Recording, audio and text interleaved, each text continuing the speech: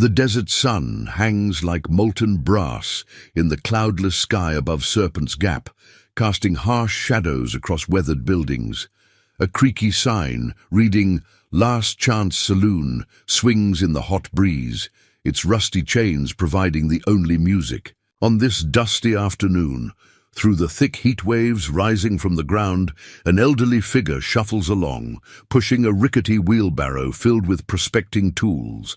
The man's weather-beaten face is partially hidden beneath a ragged hat that's seen better days.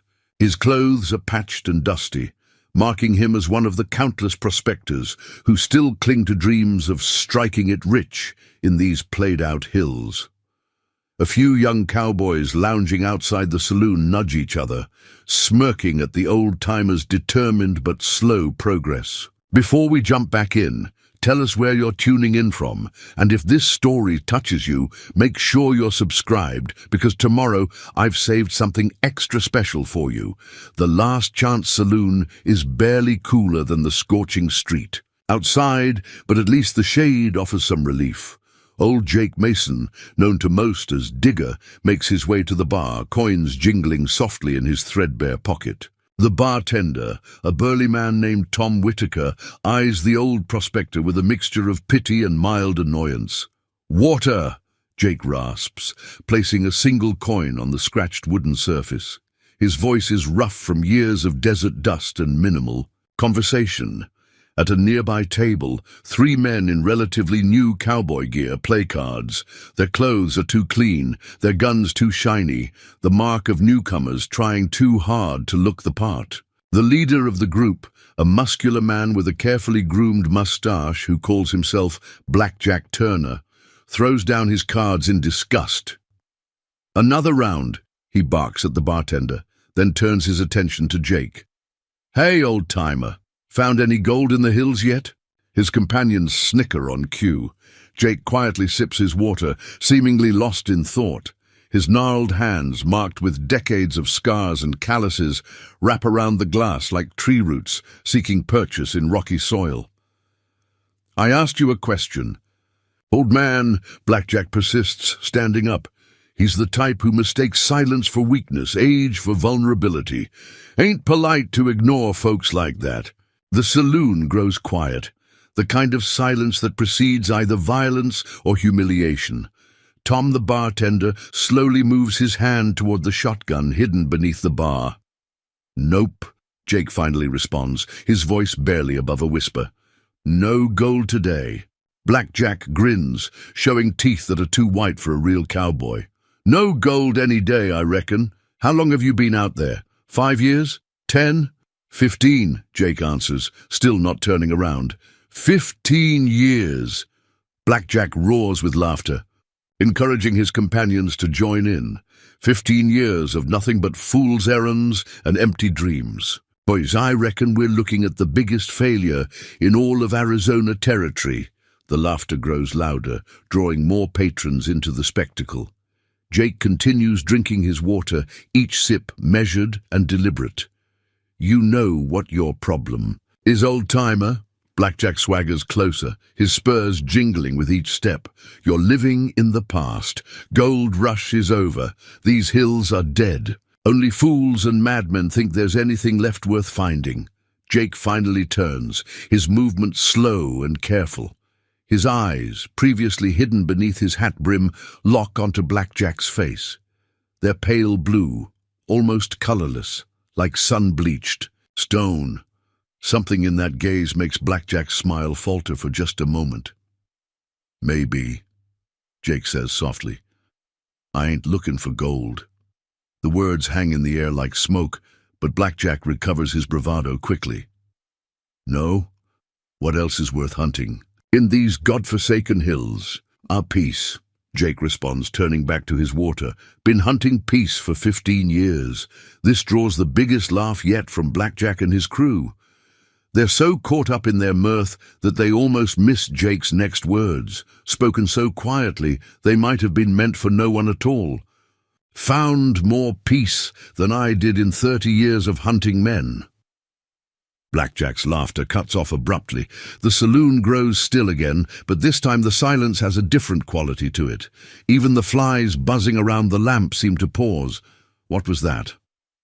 Blackjack's hand drifts closer to his gun. Jake sighs, a sound heavy with resignation. He reaches into his jacket, making everyone tense, but pulls out only a worn leather wallet. From it, he extracts a yellowed newspaper clipping and places it carefully on the bar.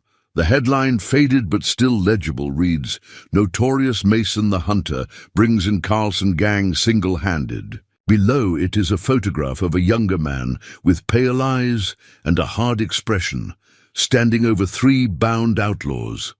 The resemblance to Jake is unmistakable, though the man in the photograph stands straight and proud, his eyes holding none of the weariness that now marks the old prospector's gaze. "That was a lifetime ago," Jake says quietly, already regretting the revelation. Different man. Different time. Blackjack stares at the clipping, his face cycling through several emotions. Disbelief, recognition, and finally, a calculating interest that's more dangerous than his previous mockery. "Well, well," he drawls, though his voice has lost some of its swagger. "The famous Mason the Hunter, reduced to digging in the dirt for scraps. How the mighty have fallen." Jake carefully folds the clipping and returns it to his wallet. Mighty. Don't enter into it, son. Just a tired old man trying to forget things best left in the past. "Funny thing about the past," Blackjack says, his hand now resting openly on his gun. "It has a way of catching up to a man.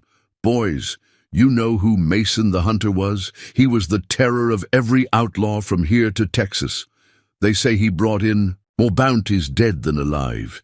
They say he could track a man across bare rock and shoot the wings off a fly." The other patrons are now edging away from the confrontation, finding sudden interest in distant corners of the saloon. Tom, the bartender's hand hasn't moved from beneath the bar. "They say a lot of things," Jake responds wearily. "Most ain't worth the breath used to speak to them. They also say," Blackjack continues, his voice taking on a harder edge, "that the last gang he hunted made off with over 50,000 in army payroll. Never found a trace of them, or the money." Jake's shoulders tense almost imperceptibly. "Like I said, that was a different time. Maybe," Blackjack's grin returns, but now it's predatory. "Or maybe you didn't catch them at all. Maybe you made a deal. Maybe that's why you've been out in these hills all these years, playing Prospector, waiting for things to quiet down before you dig up something that ain't gold." Jake stands slowly, his joints protesting the movement. "Think I'll be going now?" "Oh, I don't think so, old-timer," Blackjack says, and now his gun is in his hand. "I think you and I need to have a longer conversation about buried treasure." The old prospector looks at the gun, then at Blackjack's face, his pale eyes suddenly sharp and clear as desert sky. When he speaks, his voice has changed, losing its quaver, becoming something hard and cold as steel. "Son," he says quietly, "you really don't want to do this." The tension in the room stretches like a bowstring pulled too tight. Blackjack's fingers twitch on his gun, but something in the old man's stance makes him hesitate. It's subtle. The way Jake's weight has shifted ever so slightly forward, the almost imperceptible change in his breathing. "You know what else they used to say about Mason the Hunter?" Blackjack's voice carries a slight tremor now, though he's trying to hide it.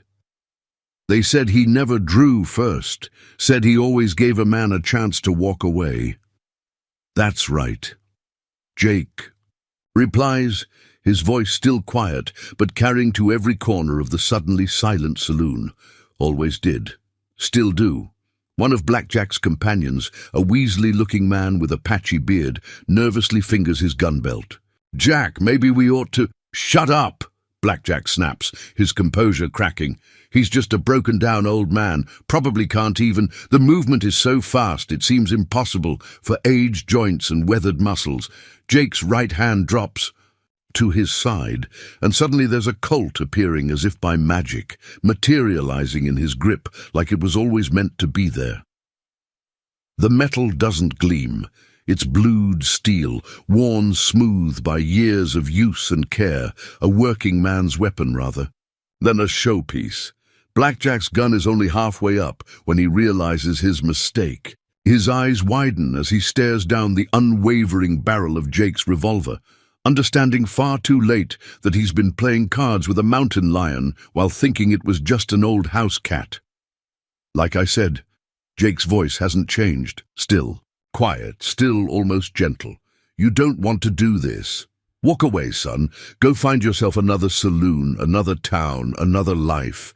This one won't end well for you. For a long moment, the only sound is the creaking of floorboards as the other patrons try to make themselves even scarcer. Then Blackjack, slowly, carefully, begins to lower his gun.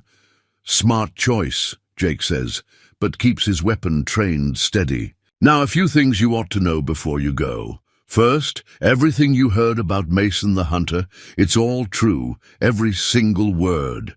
Second, that army payroll case, solved it 15 years ago. Money's been returned, outlaws have been buried. And third, he pauses, making sure he has Blackjack's complete attention. If you ever make the mistake of trying to dig up my past, again, you'll find out firsthand why they called me the Hunter. Preparing and narrating this story took us a lot of time, so if you are enjoying it, subscribe to our channel. It means a lot to us. Now, back to the story. Blackjack swallows. Hard, his Adam's apple bobbing like a cork in water. He holsters his gun with exaggerated care, then backs toward the door, his companions already scrambling to follow. "We're leaving," he announces to no one in particular. "No trouble here." "One more thing," Jake calls after them, his gun still unwavering. "Might want to tell your friends waiting outside to ride on too. Don't think I didn't notice them watching my wheelbarrow earlier." Blackjack's face shows a flicker of surprise before he can hide it. He nods once, sharply, then vanishes through the swinging doors, his boots pounding a rapid retreat on the wooden sidewalk outside. Only when the sound of galloping horses fades into the distance does Jake finally lower his gun. His hands are steady as he holsters the weapon, but as soon as it's secured, a slight tremor returns to his fingers. He turns back to the bar, where his water still sits, now warm and dusty. Tom, the bartender, slowly removes his hand from beneath the counter, letting out a long breath. "That was something else, Mr. Mason. Something else entirely." Jake picks up his glass, staring into the water as if searching for answers. "Wasn't supposed to be anything at all. 15 years, Tom. 15 years of quiet, and now—" He shakes his head. "Reckon I'll be having visitors soon. Word travels. Fast in these parts. You gonna be all right?" Tom asks, genuine concern in his voice. Jake's weathered face creases in what might be a smile, though it doesn't reach his pale eyes. "Always am, but I think—" He pauses, considering his next words carefully. "I think maybe it's time I paid a visit to some old friends. Been avoiding them long enough." He drains his water, places the glass carefully on the bar, and turns toward the door. The other patrons scramble to clear a path, watching with a mixture of fear and awe as the old prospector makes his way outside. The afternoon sun catches his face as he steps through the doorway, and for just a moment the years seem to fall away, revealing the steel beneath the weathered exterior. The legend of Mason the Hunter, it seems, isn't quite finished yet. The setting sun paints Serpent's Gap in shades of blood and gold as Jake Mason makes his way to the small shack he calls home. It's a humble dwelling on the outskirts of town, but its position gives him a clear view of anyone approaching from any direction. Old habits die hard. Inside, Jake lights a lamp and moves to a corner of the room. He kneels down slowly, his joints protesting, and pries up a loose floorboard. From the space beneath, he removes a wooden box that hasn't seen daylight in 15 years. The brass hinges creak as he opens it, revealing contents that tell the story of another life. Newspaper clippings, wanted posters, and beneath them all, a marshal's badge, its silver surface tarnished with age. Never thought I'd be looking at these again, he mutters to himself, spreading the items across his worn table. Each piece of paper represents a captured outlaw, a life ended or changed forever by his actions. The names read like a roll call. Of the West's most notorious, Red McCall, the Dawson brothers, Snake Eyes, Thompson, all brought to justice by Mason the Hunter. His fingers pause over the last wanted poster in the stack. The paper is yellowed, its edges frayed, but the face staring back at him is still clear. James Coyote Hawkins, leader of the Hawkins gang. The same gang that stole that army payroll 15 years ago. The same gang that... A floorboard creaks behind him. Jake's hand moves toward his gun, but a familiar voice stops him. You really are getting old, Jake. Time was, nobody could sneak up on you like that. He turns slowly to face the intruder.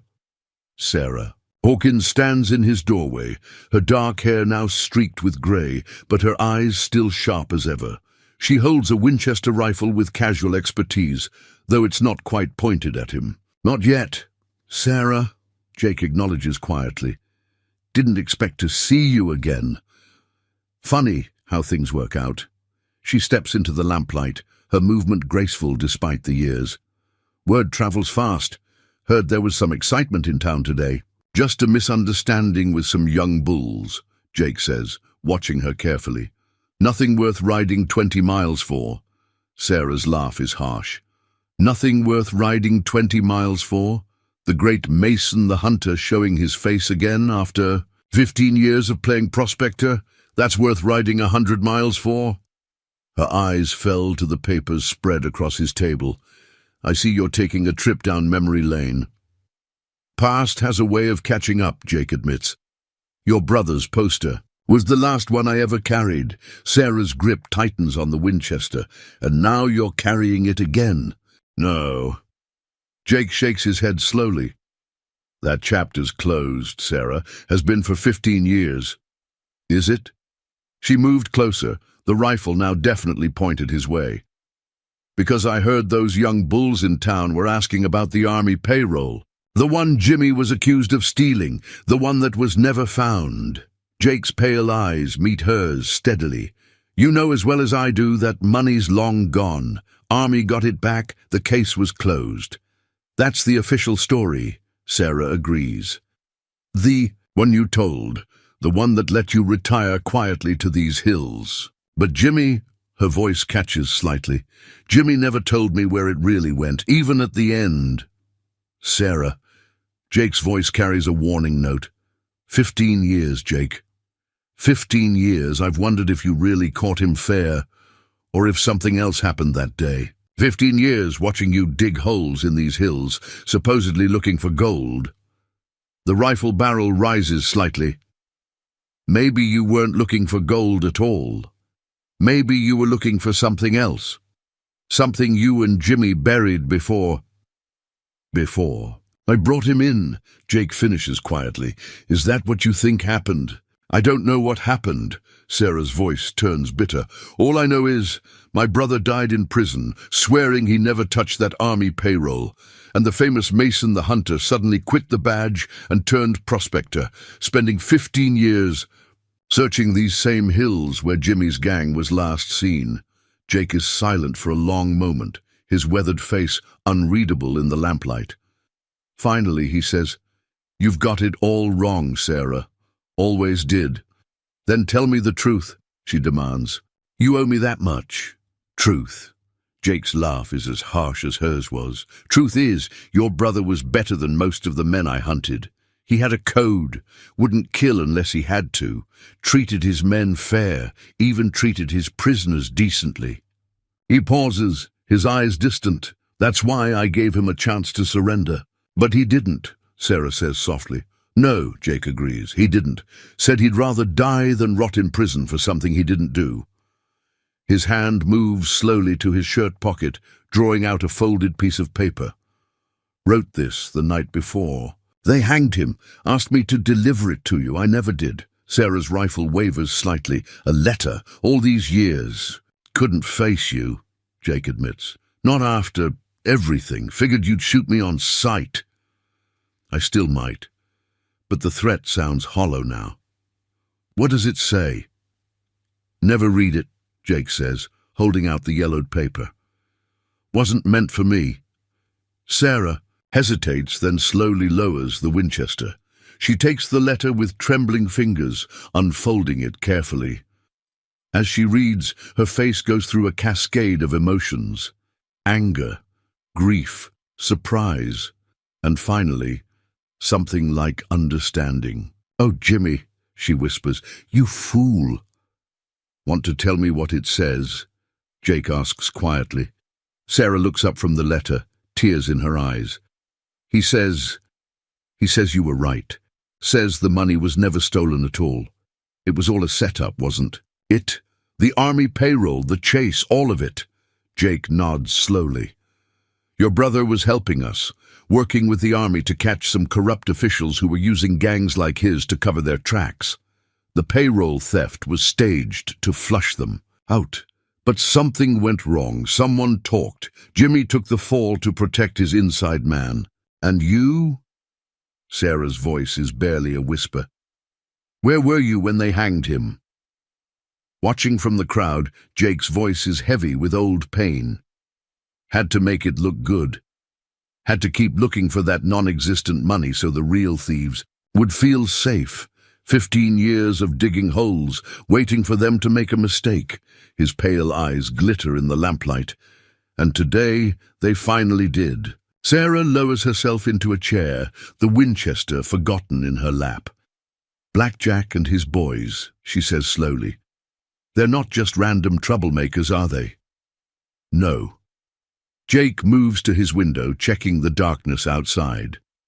They work for Judge Monroe, the same Judge Monroe who presided over Jimmy's trial, the same man who's been quietly buying up failed mines and worthless claims all across the territory.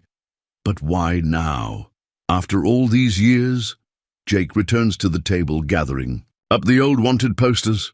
Because Monroe's planning something big.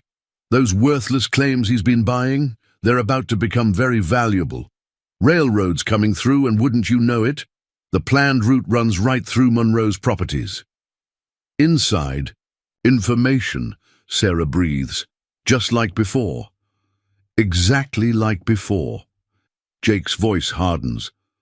But this time, he's getting nervous. Heard rumors about an old lawman who might know too much. Sent his boys to check if the stories about Mason the hunter were true, and you gave them quite a show. A ghost of a smile touches Sarah's lips. Just like you planned? Jake shrugs. Needed to flush them out somehow, make them think I'm sitting on information about that old army payroll, make them nervous enough to report back to Monroe. You're setting a trap, Sarah realizes. Using yourself as bait. Been setting it for 15 years. Jake pulls out his gun, checking it with practiced care. Every hole I dug, every claim I worked, all to convince Monroe I was searching for something. Now he thinks I'm close to finding proof of his schemes. And are you? Jake's weathered face creases in a grim smile. Better. I found his partner. The man who gave Jimmy the information about the corrupt officials. The man who was supposed to testify but disappeared instead. Sarah leans forward. He's alive? Alive and ready to talk. Been hiding him for the past month in an abandoned mine shaft up in Thunder Canyon. Man's got documents, bank records, everything we need to prove Monroe's been running the same scheme for 20 years. Jake holsters his gun. But Monroe's boys will be back, and in greater numbers. They'll try to find him before he can testify. So what's your plan? First light, I'm heading to Thunder Canyon. Need to get him to the territorial marshal in Santa Fe. Jake pauses, studying Sarah's face. Could use some help. Someone who knows these hills as well as I do. Someone with reason to want justice. Done. Sarah picks up the Winchester, running her hands along its worn stock. Jimmy always said I was a better shot than him. That you were, Jake agrees. But this won't be easy. Monroe's got men watching all the main trails, and once they realize what we're doing, they'll come with everything they have. Sarah finishes.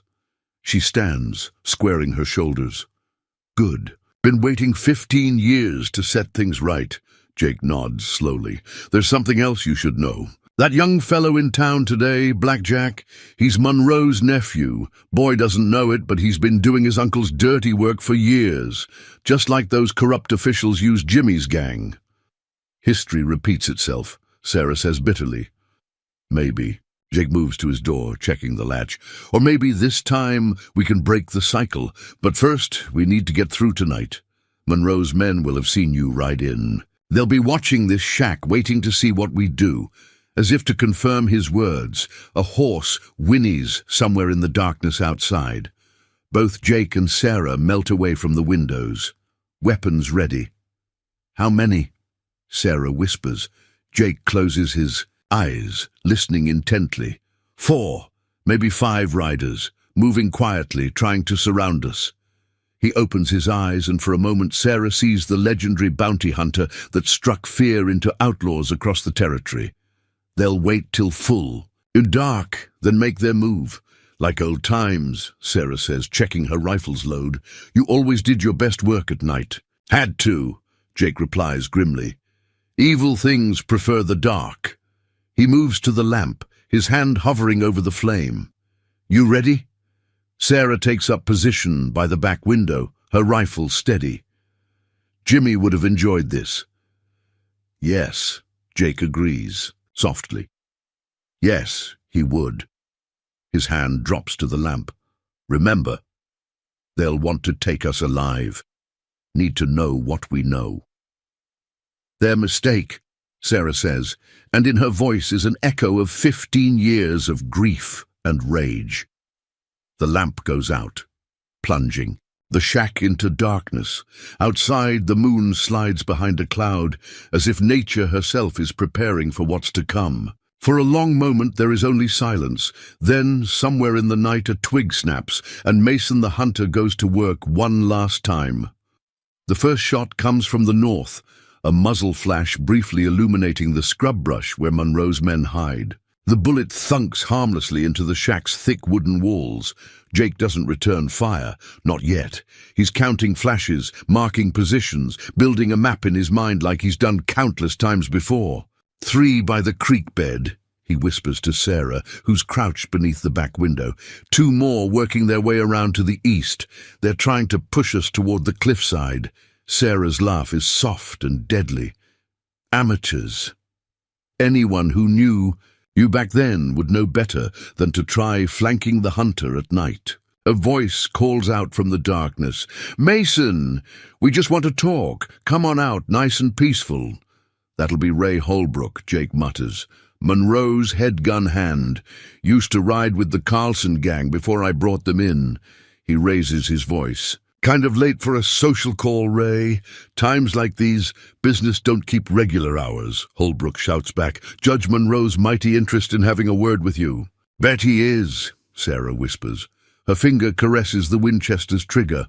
Want me to show him how interested I am? Jake shakes his head. Not yet. Let them bunch up a bit more.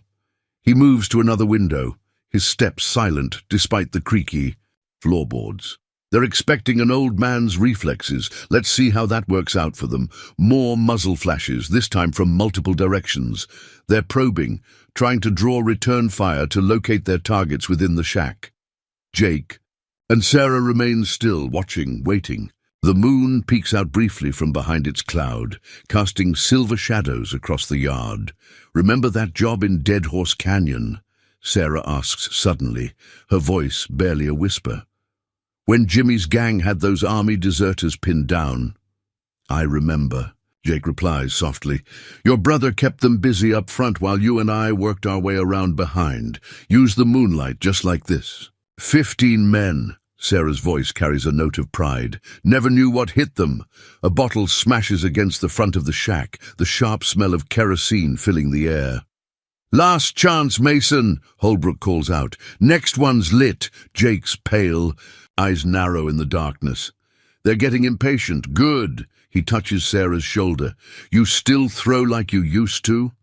She pats the pocket of her coat, where something heavy clinks. Better. When I give the word, Jake instructs, toss one through each window.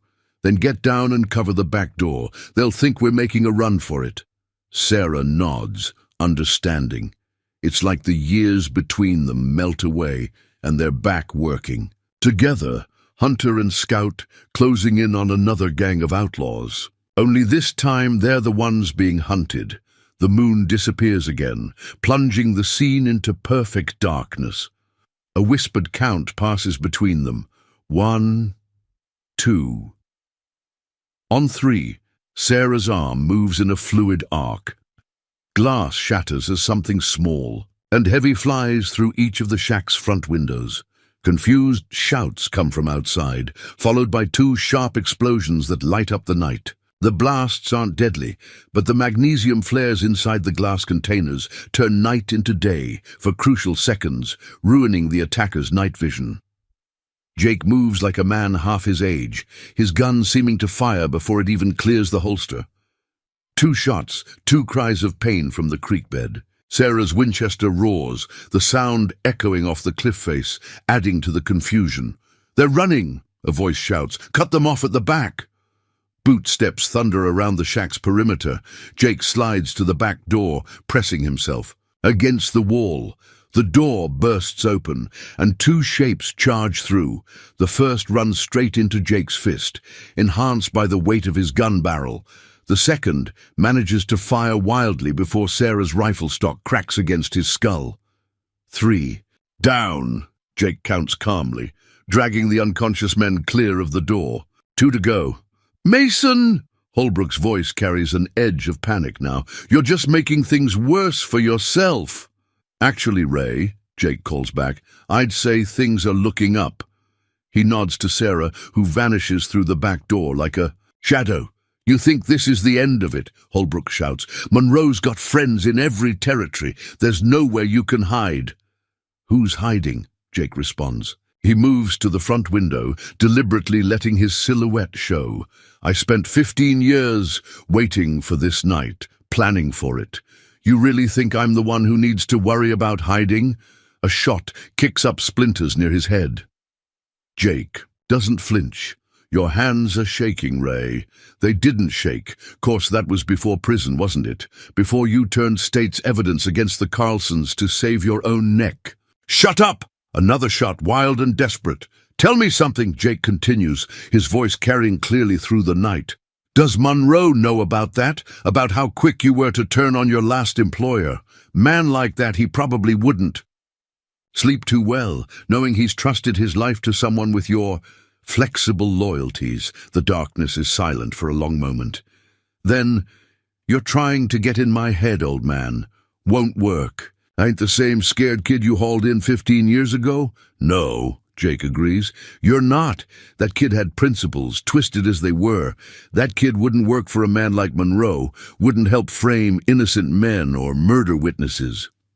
More? Silence. Jake can almost hear the wheels turning in Holbrook's mind. "How much is he paying you, Ray? Enough to bet your life on? Because that's what you're doing. Right now, Sarah Hawkins is working her way around behind you. You remember Sarah, don't you? Jimmy's sister, the one who could shoot the wings off a fly at 100 yards. A twig snaps in the darkness. Holbrook spins, firing blindly. "Just missed." Sarah's voice comes from somewhere to his left. "Want to try again?" "It's over, Ray," Jake calls out. "Your boys are down. Monroe's scheme is about to unravel, but you could still walk away from this, could even set some things right. You're crazy." Holbrook's voice shakes. "Monroe would hunt me down. Like I hunted you down," Jake asks quietly. "Difference is, Ray, I gave you a chance to surrender. Monroe won't be that generous. Man like that, he ties up loose ends permanently like." The night holds its breath. Then slowly a pistol drops into the dust. "Smart choice," Jake says. "Sarah, got him covered," she responds. "He's not going anywhere." Jake steps out onto his front porch, his gun trained steadily on Holbrook's shadowy figure. "Now then, Ray, it seems to me you've got some decisions to make. Could try to ride back to Monroe, tell him how you failed.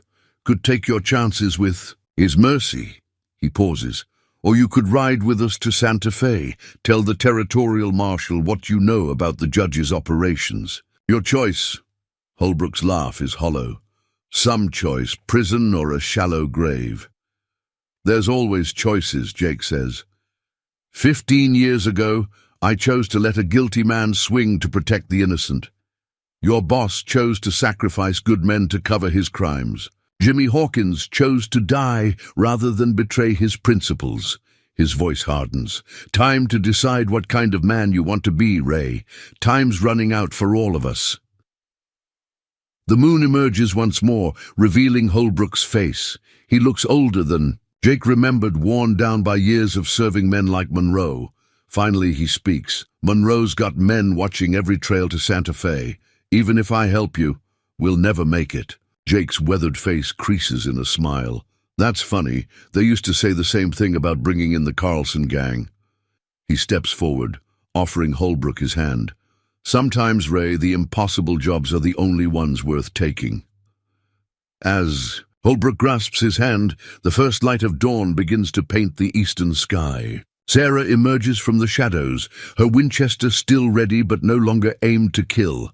The night's violence is ending, but they all know it's only the beginning. The real hunt is about to begin. Inside the shack, Jake tends to their unconscious. Prisoners, while Sarah keeps watch, and Holbrook sits uneasily by the cold stove. Dawn's first light seeps through the bullet holes in the walls, creating dusty beams in the air. They'll need to be secured before we leave, Jake says, checking the pulse of one of the fallen men. Can't risk them running back to Monroe. Sarah tosses him some rope. Already ahead of you. Found these in your storage chest. Along with some other interesting items. She eyes the chest in the corner. You've been planning this for a while, haven't you? 15 years, Jake confirms, his hands moving with practiced efficiency as he binds the unconscious men. Every piece of equipment, all carefully chosen. Even this shack. He pats one of the thick walls. Built it myself, extra reinforced. Knew someday it would have to withstand more than just the weather. Holbrook shifts uncomfortably. Monroe's got at least 30 men on his payroll. Once he realizes we've turned, he'll send every one of them after us. Counting on it, Jake says, checking the knots one final time. While they're chasing us, they won't be watching his other operations. Makes things easier for certain territorial marshals who've been building a case against him. Sarah's eyes narrow. You're working with the law after all this time. Never stopped, Jake admits. Just went about it differently. Sometimes you have to step back to see the whole picture. He moves to his chest, pulling out more supplies. Ammunition, dried food, medical supplies. Monroe's just one piece of a bigger puzzle. His friends in high places, the ones who helped. Him frame Jimmy, they're the real target. A conspiracy, Holbrook breathes. That's why you needed someone on the inside, someone who could verify Monroe's connections. Your testimony helps, Jake nods. But the real proof is with our friend in Thunder Canyon, man named Peterson, used to be Monroe's personal secretary before he grew a conscience. Marcus Peterson. Holbrook's face pales. Monroe said he died in a hunting accident 3 years ago. That's what Monroe wanted everyone to believe. Jake checks his gun, then begins loading extra cartridges into his belt. Truth is, Peterson's been gathering evidence, names, dates, bank transfers, everything needed to bring down not just Monroe, but half the corrupt officials in the territory. Sarah's. Winchester comes up, and you trust him? After what happened with Jimmy, trust but verify, Jake says grimly. Been watching Peterson for months, before I moved him to Thunder Canyon. His story checks out.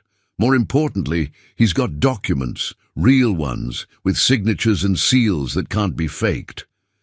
Which is why we need to get him to Santa Fe, Holbrook realizes, before Monroe's men find him. Or before his friends in high places decide to tie up loose ends, Jake agrees. He turns to Sarah. That's why I need you. You know these hills better than anyone. Every hidden trail, every secret pass. And you trust me? Sarah's voice is neutral. After 15 years of believing I might put a bullet in your back, Jake meets her eyes. Your brother was a good man who died protecting what he believed in. You've got the same steel in your spine. Besides, his voice softens slightly, you could have shot me 100 times tonight. Didn't. A ghost of a smile touches Sarah's lips. Night's not over yet. Speaking of which, Holbrook interrupts, what are we going to do with them? He nods toward the bound men who are starting to stir. Jake pulls out an old pocket watch, checking the time. Stage comes through in about 2 hours. Driver's an old friend. He'll make sure they get to the territorial jail in Yuma.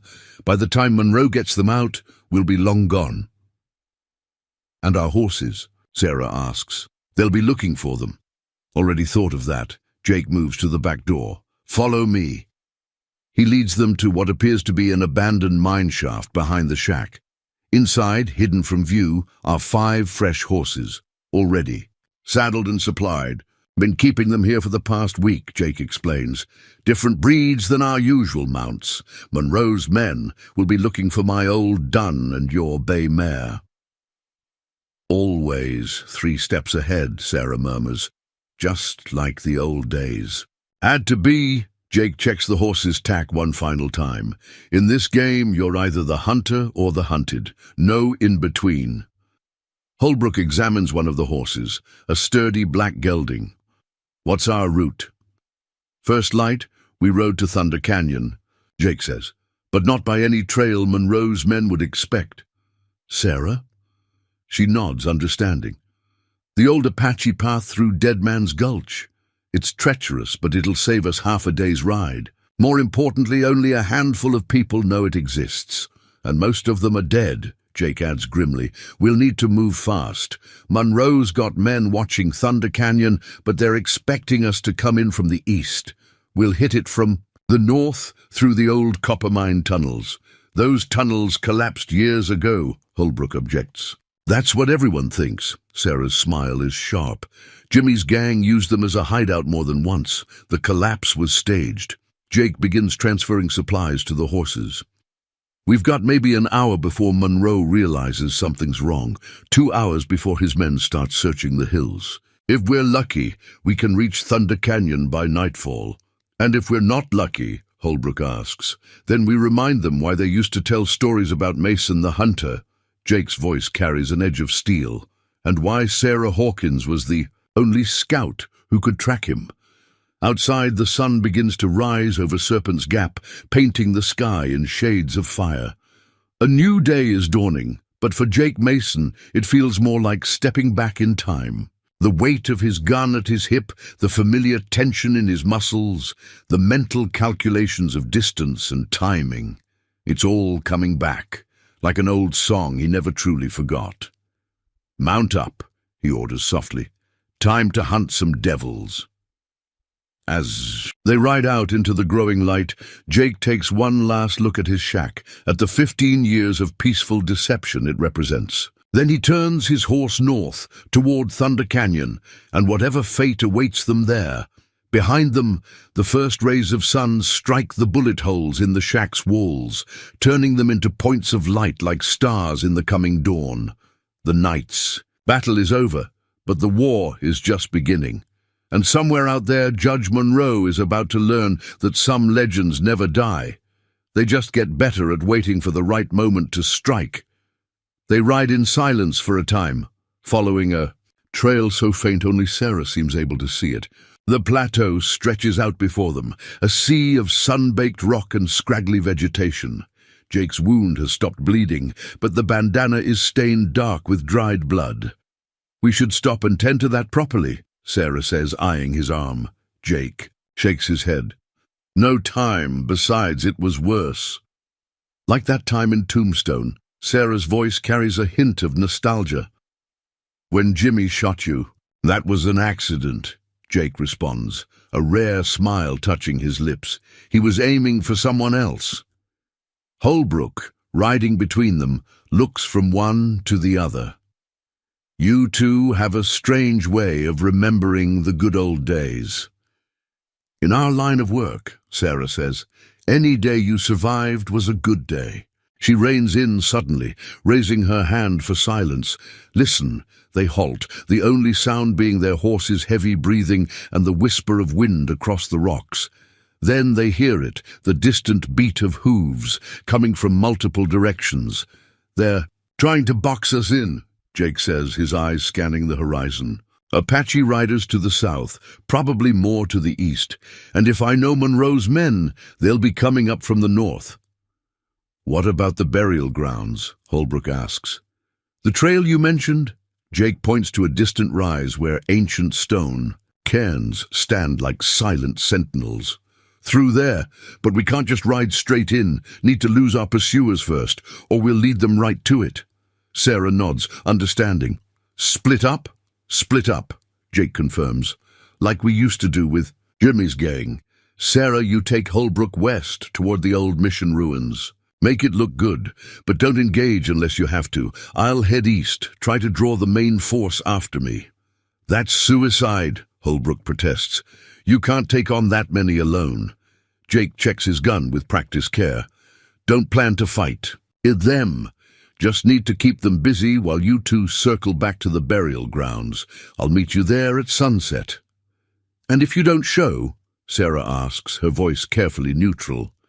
"Then you and Holbrook ride for Thunder Canyon without me. Peterson's testimony is what matters. Everything else is just details." Sarah studies him for a long moment, then reaches into her saddlebag. She pulls out a small leather pouch and tosses it to him. Jimmy's old signal flares might come in handy. Jake catches the pouch, weighing it thoughtfully. "Still carrying these after all these years?" "Some habits die hard," she responds, "like trusting you with my brother's life." She pauses, then adds softly, "Don't make me regret trusting you with mine." Jake tucks the pouch into his jacket. "Never have before. Not planning to start now." He turns to Holbrook. "Remember what I said about choices, Ray? Well, here's another one. You ride with Sarah. You follow her lead exactly. She tells you to jump. You don't even ask how high. You understand?" Holbrook nods, his face serious. "I understand. And Mason, thanks for giving me a chance to set things right."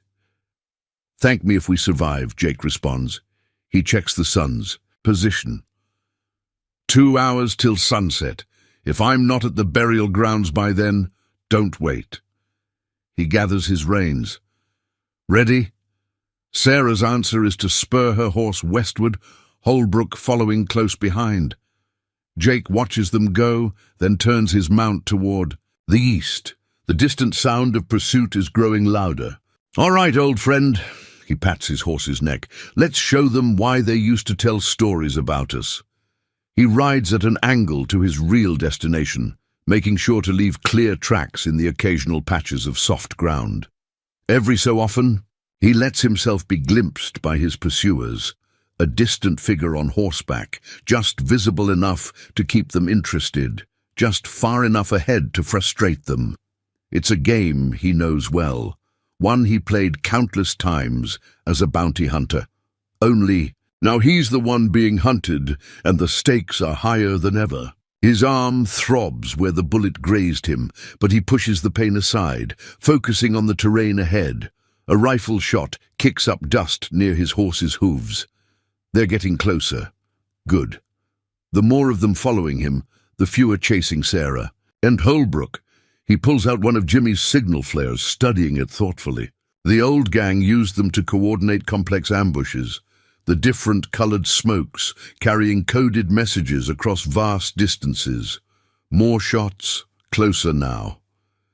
Jake risks a glance back and counts at least 15 riders, a mix of Apache warriors and Monroe's men. Seems the judge's gold has bought him some unlikely allies. The pursuit is spread out, the faster riders pulling ahead of the main group. Perfect. Jake lights the first flare, leaving a trail of red smoke as he rides. To his pursuers, it might look like a desperate attempt to signal for help, but he's counting. On Sarah, remembering the old gang's codes. Red smoke moving east meant one thing: the trap is ready. He angles toward a particular rock formation, one he'd noted on their way into the canyon. From a distance, it looks like a solid wall of stone. But Jimmy's gang hadn't been the first outlaws to use these lands. Old Spanish bandits had found the hidden pass centuries ago, marking it with signs only those who knew where to look could read. The pursuers are closing fast now, probably expecting him to be trapped against the rock wall. Jake allows himself a grim smile as he lights the second flare, green smoke this time. Spring the trap! He rides straight at the rock wall at full gallop. Behind him, he hears shouts of triumph turn to confusion. At the last possible moment, he turns parallel to the wall, following a line of darker stone that would be invisible to anyone who didn't know it was there. His horse's hooves find the narrow path without hesitation. The hidden pass opens suddenly, a knife slash in the rock. Barely wide enough for a single rider. Jake takes it at full speed, ducking low over his horse's neck as the walls close in around him. Behind him, he hears chaos as the pursuit tries to follow. Too many riders, too narrow a space. The pass twists and turns, following what must have once been a watercourse. Jake navigates it from memory, having studied Jimmy's old maps during his years of preparation. After several minutes of hard riding, he emerges onto a shelf overlooking his back trail. Below, he can see his pursuers in disarray. Several horses have fallen in the crush to enter the narrow pass. Others are milling about in confusion as their riders argue about which way he went. The Apache warriors are gesturing angrily at Monroe's men, clearly blaming them for losing. The trail, Jake allows himself a moment of satisfaction before turning his horse toward the burial grounds. The sun is getting low, painting the desert in shades of gold and purple. He's bought Sarah and Holbrook the time they needed, but the day isn't over yet. As if to confirm his thoughts, a distant gunshot echoes across the plateau. It's coming. From the direction of the old mission ruins. Sarah and Holbrook have found trouble of their own. Jake checks his gun, then looks at the setting sun. If he rides for the burial grounds now, he might make it by sunset. If he turns toward the gunfire, he'll definitely be late. Another shot rings out, followed by several more. "Sorry, Sarah," he mutters, turning his horse toward the sound of gunfire. "Guess some habits really do die hard. The hunt isn't over yet." In fact, as Jake rides toward the sound of battle with the sun setting behind him, he realizes it's only just beginning. And somewhere out there in Thunder Canyon, a man with secrets worth dying for is waiting, hoping that Mason the Hunter still lives up to his legend. Time to prove that legends never really die. They just get better at surviving. Jake rides hard into the gathering darkness, the blue smoke from his flare creating ethereal patterns in the twilight air. He can hear the confusion behind him, shouts in English, Spanish, and Apache, the thunder of hooves moving in different directions. The split trail gambit is working, at least for now, but Jake knows it won't last long. Soon enough, someone will figure out the trick. Probably Wade. The deputy marshal isn't known for his morals, but his intelligence is another matter, which means Jake needs to create a more convincing diversion. He reins in at a rocky outcrop, one that offers a good view of the surrounding terrain. The desert is transforming as night approaches, shadows lengthening into strange shapes that play tricks on the eye. Perfect conditions for what he has in mind. From his saddlebag, he pulls out something he hasn't used in 15 years, a small wooden box containing the tools of his former trade. Inside are various items that helped build his legend, specialty ammunition, a collapsible spyglass, and most importantly, a set of small mirrors designed to catch and reflect moonlight. "Time to give them something to chase," he mutters, setting up the first mirror. It's an old bounty hunter's trick, one he learned from a Mexican cazador early in his career. Properly placed, the mirrors can create the illusion of movement, of riders moving through the darkness. He positions 3 mirrors at carefully calculated angles, then lights another flare, red this time.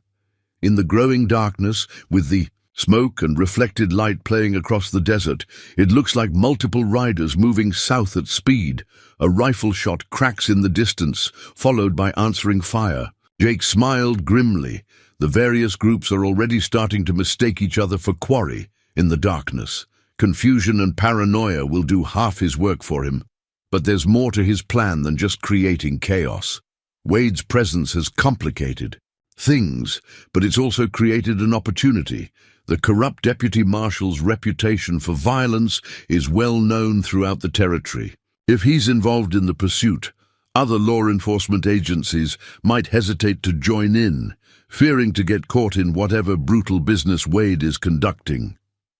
Jake checks his ammunition, then pulls out something else from his collection of tools. A deputy marshal's badge, tarnished with age, but still official. He'd taken it off a corrupt lawman years ago, keeping it as a reminder of why he does what he does. Now it might serve another purpose. He pins the badge to his vest, making sure it's visible. Then he lights his last flare, green this time, and rides toward a particular rock formation he'd noted earlier. If his memory of the territory is correct, there should be... yes, there it is. An old line shack, probably used by cattle rustlers in years past. It's barely standing, but it'll serve his purpose. Jake dismounts, leading his horse behind the shack. Then he begins his preparations. First, he arranges his mirrors to create the illusion of multiple horses moving near the shack. Next, he sets up several small charges, not enough to hurt anyone, but sufficient to create confusion and noise. Finally, he positions himself where he'll have a clear view of anyone approaching. He doesn't have to wait long. Within minutes, he hears riders approaching cautiously.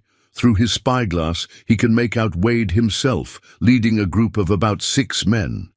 They've seen the smoke and reflections, but they're moving carefully, obviously suspicious of a trap. "Marshal Wade," Jake calls out, letting his voice carry across the darkness. "This is Deputy Marshal Hawkins. Stand down, you're interfering in a federal investigation." He sees Wade and his men pull up short, confused by this new development. Jake allows himself a small smile. He'd known Wade's reputation for violence would work against him here. The deputy marshal can't be sure who might be watching, who might report back about his actions. If he thinks he's stumbled onto another law enforcement operation... "Never heard of no Deputy Marshal Hawkins," Wade shouts back. "That's because this operation has been quiet for 15 years, Jake responds. "Been building a case against Judge Monroe and his organization. Your presence here tonight suggests you might be involved." He sees Wade's men looking at each other uncertainly. "Good! Plant the seeds of doubt. Make them wonder if they're really on the right side." "You're lying!" Wade calls, but there's a note of uncertainty in his voice. "This is my jurisdiction." "Check. Your telegrams," Jake responds calmly. "Orders came down from the territorial capital this morning. Judge Monroe's been under investigation for years. You really think Mason the Hunter turned Prospector by choice?" That gets their attention. Jake can see Wade conferring urgently with his men. The story is just plausible enough to cause doubt. After all, it's a common enough tactic. Law enforcement playing a long game, appearing to retire while actually gathering evidence. "If you're really a marshal," Wade shouts, "come out where we can see you." "Can't do that," Jake replies. "My position's been compromised enough already. But I've got 3 witnesses ready to testify about Monroe's operation, including Marcus Peterson. So I'm giving you one chance, Wade. Walk away now, pretend you never saw us. Otherwise, when this case breaks, a lot of badges are going to be turned in or worse." He sees Wade's men becoming more agitated. They signed on to help a judge catch some outlaws, not to get caught up in a federal investigation. Wade himself seems torn, probably trying to decide if he can risk calling Jake's bluff. Jake decides to push his advantage. He triggers one of his charges, creating a commotion behind the shack that sounds like multiple riders mounting up. "Time's up, Wade," he calls out. "My backup's getting restless. What's it going to be?" For a long moment, the night holds its breath. Then Wade wheels his horse around. "Pull back," he orders his men. "We're riding for Thunder Canyon, now." Jake watches through his spyglass as Wade and his group ride east toward the canyon. Only when they're well away does he allow himself to relax slightly. The gambit worked. Wade will now focus his attention on Thunder Canyon, probably hoping to either find Peterson or eliminate him before any testimony can be given. But there's no time to savor the victory. Jake quickly gathers his equipment, making sure to leave no trace of his deception. The moon is rising, casting enough light to make travel possible. He needs to reach the burial trail before Sarah and Holbrook decide he's not coming. As he mounts up, he allows himself a grim smile. Wade's involvement had seemed like a complication, but it's actually helped advance his plan. Now Monroe's forces are not just divided, but actively suspicious of each other. And while they chase shadows and doubt their own allies, the real threat is slowly closing in. Jake turns his horse north toward the burial grounds. The old Prospector act is done. There's no more need for deception or hiding. Mason the hunter rides again, and this time he's hunting bigger game than ever before. The moon climbs higher, casting his shadow long across the desert floor. Somewhere out there, Sarah and Holbrook are waiting, probably wondering if he's still alive. And beyond them, Peterson hides with his evidence, while Monroe marshals his forces for what he thinks will be a decisive battle in Thunder Canyon. Let them come, Jake thinks. Let them chase ghosts and shoot at shadows.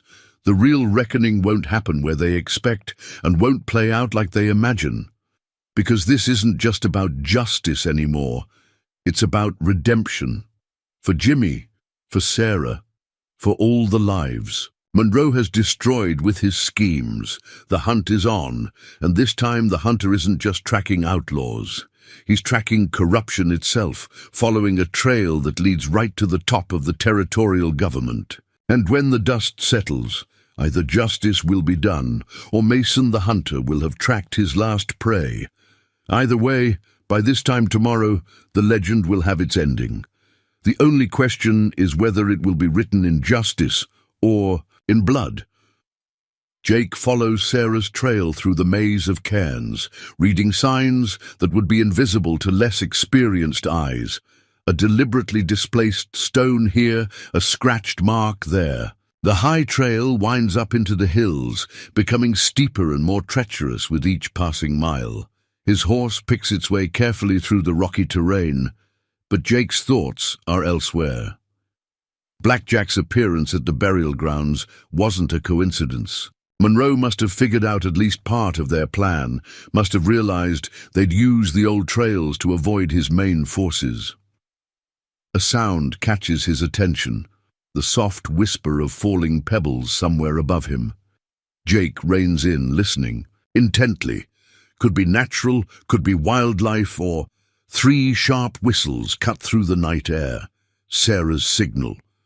Jake responds with 2 short whistles of his own, then waits. A moment later, Sarah's voice comes from the darkness. "Took your sweet time getting here." She and Holbrook materialize from the shadows of an overhanging rock, their horses ground-tied nearby. Sarah's Winchester is at the ready, and Holbrook looks even more nervous than usual. "Had some business to attend to," Jake responds, dismounting. "Wade's been dealt with, for now.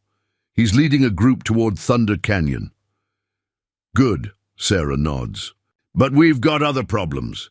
Show him, Ray." Holbrook pulls something from his saddlebag, a wanted poster, the ink still fresh. Jake takes it, holding it up to catch the moonlight. His own face stares back at him, along with Sarah's and Holbrook's. The reward amounts are substantial. "Found it tacked to a tree about an hour back," Holbrook explains. "They're not even pretending anymore. Says we're wanted for murder, theft, and conspiracy against the territorial government." Jake studies the poster carefully. Monroe's not wasting any time.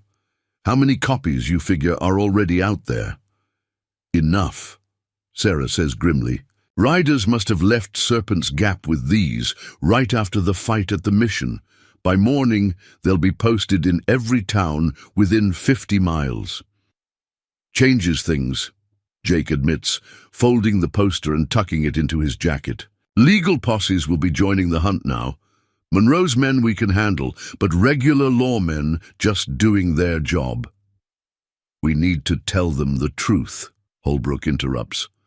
About Monroe, about Peterson's evidence. If they knew what was really happening, they'd still have to bring us in. Jake cuts him off. That's their job. Besides, Monroe's got too many friends in high places. Any lawman who tries to help us would likely wind up dead. Sarah checks her Winchester's load, a habit Jake recognizes from the old days when tension was high. So, what's the play? You said we're not heading for Santa Fe or the Jesuit mission. Where are we really going? Jake moves to the edge of the trail, looking out over the moonlit desert below. From this height he can see for miles. No pursuit visible yet, but that won't last. There's a place, he says slowly. Something Jimmy told me about. Right before the end. A hidden canyon, deep in Apache territory. Sacred ground even older than these burial grounds. Place where their holy men used to hide their most important secrets. Jimmy never mentioned any canyon like that to me, Sarah's voice carries a hint of doubt. No, he wouldn't have. He knew how dangerous the knowledge was. Jake turns back to face them. But he told me that last night. Said if things went wrong, if the truth ever needed to be protected, that canyon was the safest place in the territory. No white man had ever found it except him. And that's where Peterson is? Holbrook asks. Jake shakes his head. Peterson's exactly where I said, waiting at a mission. Just not the one Monroe's men are watching. There's another mission, one that doesn't appear on any maps, built by Spanish priests who went native, who learned the Apache ways. It's in that hidden canyon. Sarah's eyes widened in understanding. The lost mission of Santa Muerte. Jimmy used to tell stories about it, but I thought they were just legends. Most legends have a grain of truth, Jake responds. In this case, the truth is that the mission exists and it's been serving as a sanctuary for centuries, a place where secrets can be kept safe, where justice can find a way. And you've known about this all along? Holbrook sounds almost accusatory. Why not tell us earlier? Because knowledge is power, Jake says simply, and power has a way of corrupting even the best intentions. The fewer people who know about the canyon, the safer it stays. He pauses.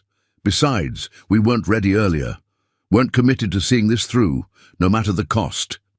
And now we are, Sarah asks quietly. Jake pulls out his old pocket watch, checking the time. Sun'll be up in about 4 hours. By then, Monroe's men will have figured out we're not heading for Thunder Canyon or Santa Fe. They'll start widening their search, maybe even bring in Apache scouts who know this country. So we need to reach this canyon before dawn, Holbrook concludes. No, Jake corrects him. We need to make them think we're heading somewhere else entirely. He turns to Sarah. Remember how Jimmy used to say the best way to hide something was to make people think they'd already found it? A slow smile spreads across Sarah's face. The shell game. Make them think they've discovered our real destination. Let them commit their forces to the wrong place. Exactly.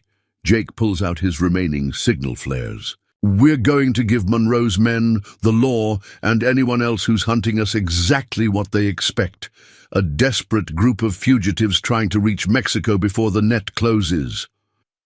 While we go the opposite direction, Holbrook nods, beginning to understand.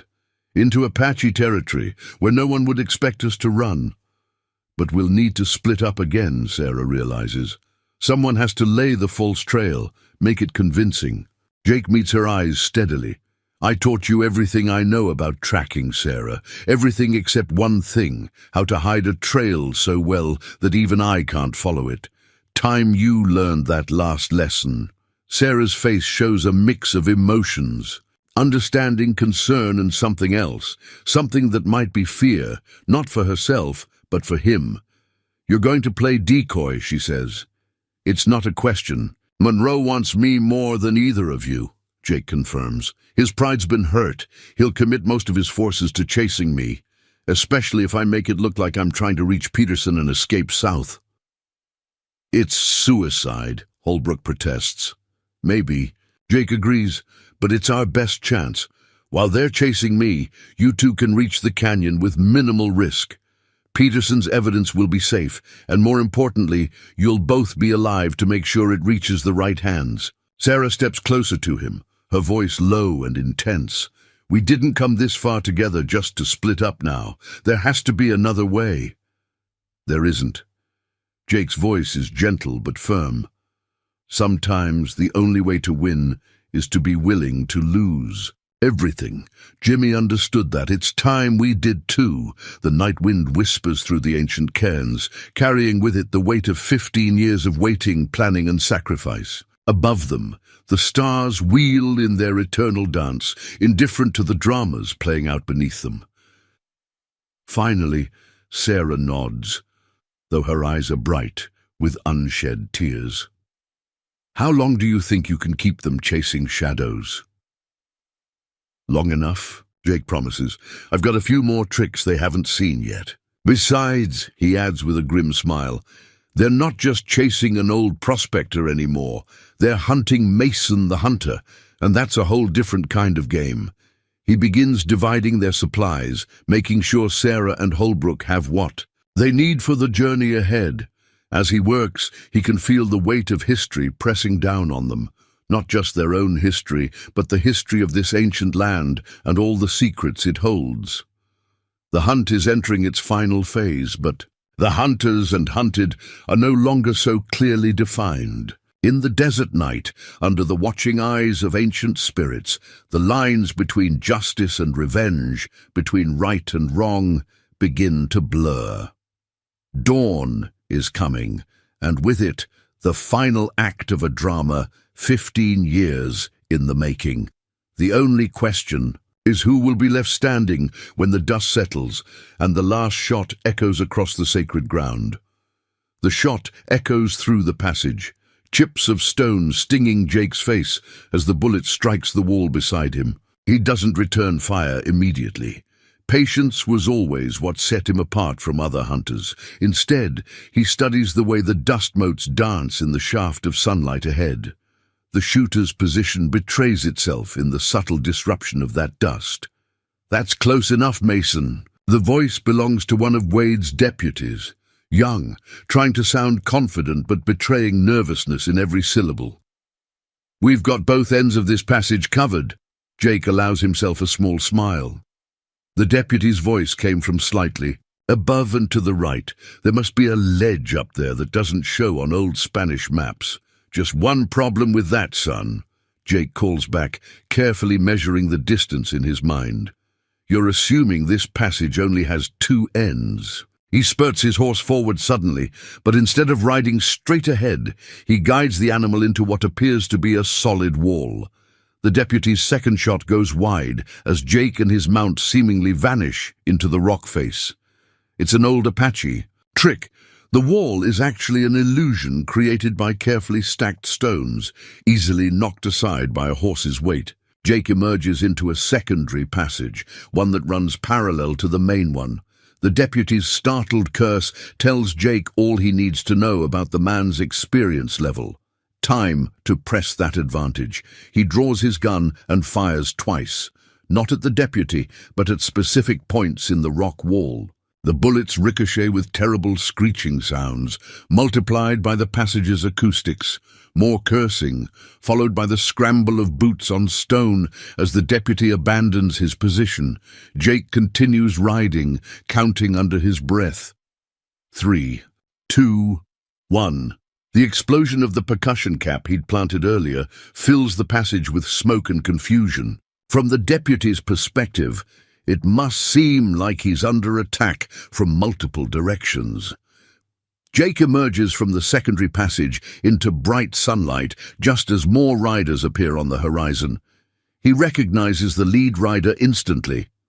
Ray, Holbrook's replacement as Monroe's chief enforcer, a man called the Preacher. because he always says a prayer before killing his targets. The preacher's presence changes things. Unlike the deputy, this man knows what he's doing. He's also known for being absolutely ruthless in pursuit of his quarry. Time to implement the next phase of the plan. Jake wheels his horse toward Monroe's ranch, making sure the preacher and his men get a good view of him. Then he pulls out something he's been saving for just this moment. A saddlebag bearing the territorial marshal's office seal. The reaction is immediate. The preacher spurs his horse forward, no doubt recognizing the bag as potentially containing Peterson's evidence. His men follow, spreading out in a standard pursuit formation. Jake leads them on a carefully planned route, one that takes them past several key locations. First, a waterhole where he's spent the past 15 years casually mentioning to anyone who would listen that he'd seen strange lights at night. Then past an abandoned mine shaft that local legend says connects to a vast network of underground tunnels. Each location adds another layer to the story he's building. The desperate tale of a man who's hidden damning evidence in multiple places, trying to reach one final cache before escaping south. The preacher's men fire occasionally, but their shots are meant to herd rather than kill. They want him alive, want him to lead them to the supposed evidence. Jake obligingly plays his part, showing just enough desperation to be convincing. A movement catches his eye, riders on a distant ridge, moving parallel to their course. For a moment his heart stops, thinking Sarah and Holbrook have been discovered. But no, these are Apache scouts, still following but keeping their distance after the Sacred Ground incident. Jake reaches into his jacket and removes a small leather pouch, one he'd taken from a dead medicine man years ago with the tribe's blessing. Inside are sacred herbs and blessed tobacco. He empties the pouch as he rides, letting the wind carry the contents toward the Apache scouts. The effect is immediate. The scouts pull up short, recognizing the ritual offering. Jake adds the final touch, raising his hand in a specific gesture, one that marks him as someone who knows the old ways, the secret paths. The scouts wheel their horses and ride away. They might be working for Wade, but there are some lines even paid allies won't cross. Jake has just marked himself as under spiritual protection, making him taboo to any Apache warrior who follows the traditional ways. The preacher, watching this exchange through his brass spyglass, clearly doesn't understand the significance, but he's smart enough to know he's just lost valuable allies. "That won't save you, Mason," he shouts. "There's nowhere left to run." Jake responds by leading them into the next phase of his plan, a winding canyon that leads straight toward Monroe's ranch. As they ride, he begins dropping things. A folded map here, a torn letter there, pieces of a false trail that will keep Monroe's men busy for days. But the preacher isn't so easily fooled. He orders his men to split up, some following Jake's trail, while others move to cut off possible escape routes. It's exactly what Jake would have done in his position, which is why he's prepared for it. The canyon narrows, forcing the riders into single file. Jake reaches into his saddlebag one last time, removing something that took him 15 years to perfect. A replica of Peterson's journal, carefully aged and filled with just enough real information to be convincing. He makes a show of checking. It then tucks it securely away. Behind him he hears the preacher shouting new orders. They've seen the journal just as he intended. The chase is about to enter its final phase. The sun is climbing higher, and soon the real test will begin. Because Monroe's ranch isn't just a convenient destination. It's where Wade will be heading once he realizes Thunder Canyon is a dead end. All the pieces are moving into place. The only question is whether Jake can keep this deadly dance going long enough for Sarah and Holbrook to complete their mission. He checks his ammunition again, 4 rounds left in his gun, 8 more on his belt. Not much, but then again, Mason the Hunter never needed much to get the job done. The ranch buildings appear on the horizon, Monroe's pride and joy, built with money stolen from honest settlers and protected by men who've sold their souls for gold. Time to remind them that some things are worth more than gold. Some things, like justice, have a price that can only be paid in blood. Jake Mason spurs his horse forward toward what might be his final showdown. Behind him, the preacher and his men follow, thinking they're running down a desperate fugitive. They're about to learn that sometimes the hunter and the hunted are the same thing. And in this devil's dance, the music is about to reach its crescendo. Jake dismounts at the house's front steps, ducking as bullets chip away at the whitewashed walls around him. Inside, he can hear Monroe shouting orders, the sound of furniture being overturned, papers being destroyed. "Mason!" Marshal Evans' voice carries over the chaos. "Wait for backup," but 15 years of waiting are enough. Jake kicks in the front door, rolling to one side, as a shotgun blast tears through the space where he'd been standing. One of Monroe's personal guards drops the smoking weapon, scrambling to reload, but Jake's faster. One shot, and the guard goes down. 3 rounds left. The house's interior is a maze of expensive furniture and imported artwork. Jake moves through it like a ghost, hearing movement on the floor above. Behind him, federal marshals are securing the ground floor, but he doesn't wait for them. The stairs creak under his weight as he climbs. Another guard appears at the top, firing wildly. Jake's return shot catches him in the shoulder, spinning him back into the wall. 2 rounds left. "It's over, Monroe," Jake calls out, advancing down the upper hallway. "Federal marshals have the house surrounded. Apache warriors are keeping your men pinned down. No one's coming to help." "You think you've won?" Monroe's voice comes from behind. "A closed door. You have no idea what you're dealing with, Mason. I own half the territorial government. One telegram to the right people." "Those telegrams won't help you," Jake interrupts, moving closer to the door. "While you were focusing on Peterson on Thunder Canyon, federal agents were moving through every major city in the territory. Have friends in high places. They're all being arrested right now." A crash from inside the room, the sound of breaking glass. Jake kicks the door open to find Monroe at his desk, feeding documents into a small stove. The judge's fancy clothes are stained with the red war powder, his eyes red and streaming. "Stay back!"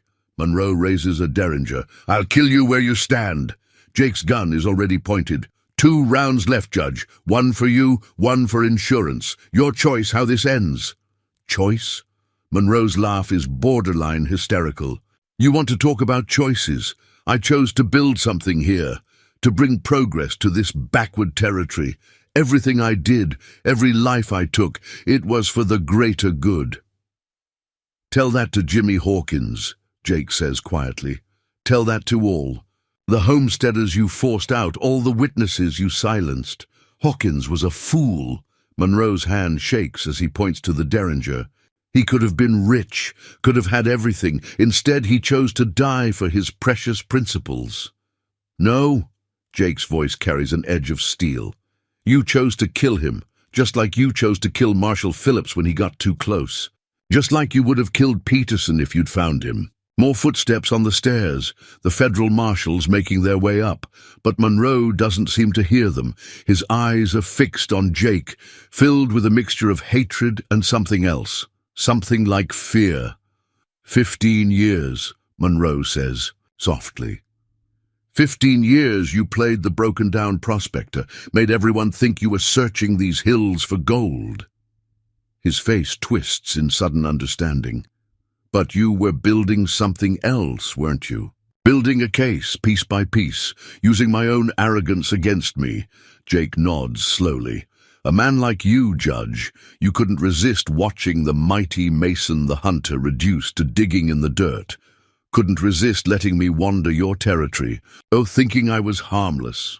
And Sarah Hawkins, was she part of your plan too? Sarah made her own choices, Jake responds, just like Jimmy did, just like you did. Monroe's finger tightens on the derringer's trigger. One last choice then. One last. The shot seems deafening in the confined space. Monroe staggers back, the derringer falling from nerveless fingers. Red spreads across his expensive vest. Not the war powder this time, but blood. 1 round left. You shot me. Monroe sounds more surprised than anything else. No choice about it, Jake says quietly. Some men can't be brought to justice alive. Some debts can only be paid in blood. Monroe slumps against his desk, scattering the documents he'd been trying to burn. His breath comes in ragged gasps as federal marshals finally burst into the room. Marshal Evans, Jake acknowledges without turning. Judge Monroe appears to have resisted arrest. Had to defend myself. Evans surveys the scene, the wounded judge, the scattered documents, the smoking gun in Jake's hand. After a long moment, he nods. Seems clear enough, self-defense given the circumstances. Monroe's laugh turns into a wet cough. Circumstances? You have no idea. What's really... His voice trails off as his eyes glaze over. Jake holsters his gun, the last round. Unfired. 15 years of planning, of waiting, of building an airtight case, and in the end it came down to this. 1 bullet, 1 moment of final justice. Outside, the shooting has died down. The Apache warriors, their point made, have melted back into the hills. Wade and his deputies are surrendering to the federal marshals, while the preacher's men are either captured or fled. Sarah and Holbrook? Evans asks quietly. Should be reaching the real Peterson by now, Jake responds. Everything in that journal Wade was reading. Copies, the real evidence, the documents that'll bring down Monroe's entire organization. They're all safely hidden. Evans nods approvingly. Phillips would be proud. This was his operation originally, wasn't it? Before Monroe had him killed? Phillips started it, Jake confirms. I just finished it. For him, for Jimmy, for all the others who died trying to expose the truth. He moves to the window, looking out over the yard where it all ended. The morning sun has climbed higher, burning away the last traces of the red war powder. Below, federal marshals are leading away Monroe's men in chains, while others secure the ranch and gather evidence.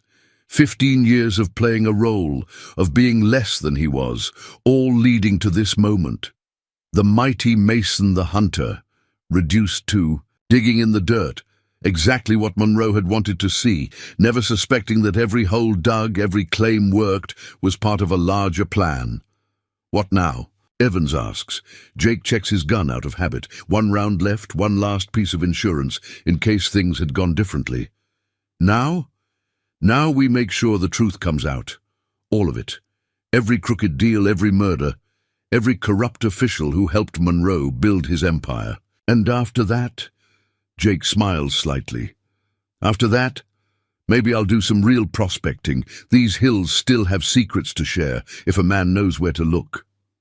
The devil's dance is over, but the music of justice plays on, and somewhere out there, Sarah Hawkins is riding towards safety with the evidence that will finish what her brother started. Sometimes the longest hunts are the most satisfying. Sometimes justice takes its time, but arrives all the same. And sometimes the best revenge is letting your enemy think they've won, right up until the moment they realize they've lost everything. As the afternoon wears on, more riders arrive. At Monroe's ranch, local lawmen, territorial officials, even a few newspaper men drawn by rumors of the judge's fall. Jake watches them from his vantage point, noting how the power structure is already shifting, realigning itself in the wake of Monroe's death. Vultures, Sarah observes, still standing beside him, already picking at the carcass. A part of the process, Jake responds. Territory needs to see this, needs to understand what happened here. Otherwise, someone else will just step into Monroe's shoes. Marshal Evans approaches with a stack of documents. Found these in a hidden safe. Property deeds, blackmail material, records of payoffs to territorial officials. He shakes his head grimly. Monroe's reach went deeper than we thought. Any mention of Jimmy's case? Sarah asks. Several pages, Evans confirms. Seems the judge kept detailed records of everyone he corrupted or eliminated. Your brother's name appears multiple times, along with Marshal Phillips and others who got too close to the truth. Jake takes the documents, scanning them quickly. Names we knew about, and some we didn't. This'll keep federal investigators busy. For months. Years, more likely, Evans corrects. We're already getting telegrams from other territories, other jurisdictions. Seems Monroe's organization had connections everywhere. A commotion from the yard draws their attention. One of Monroe's former guards is causing trouble, refusing to get into the prison wagon. Jake recognizes him, a brutal man known for handling the judge's special problems. Sarah's hand moves to her new badge, but Jake stops her with a gentle touch. Let the federal boys handle it.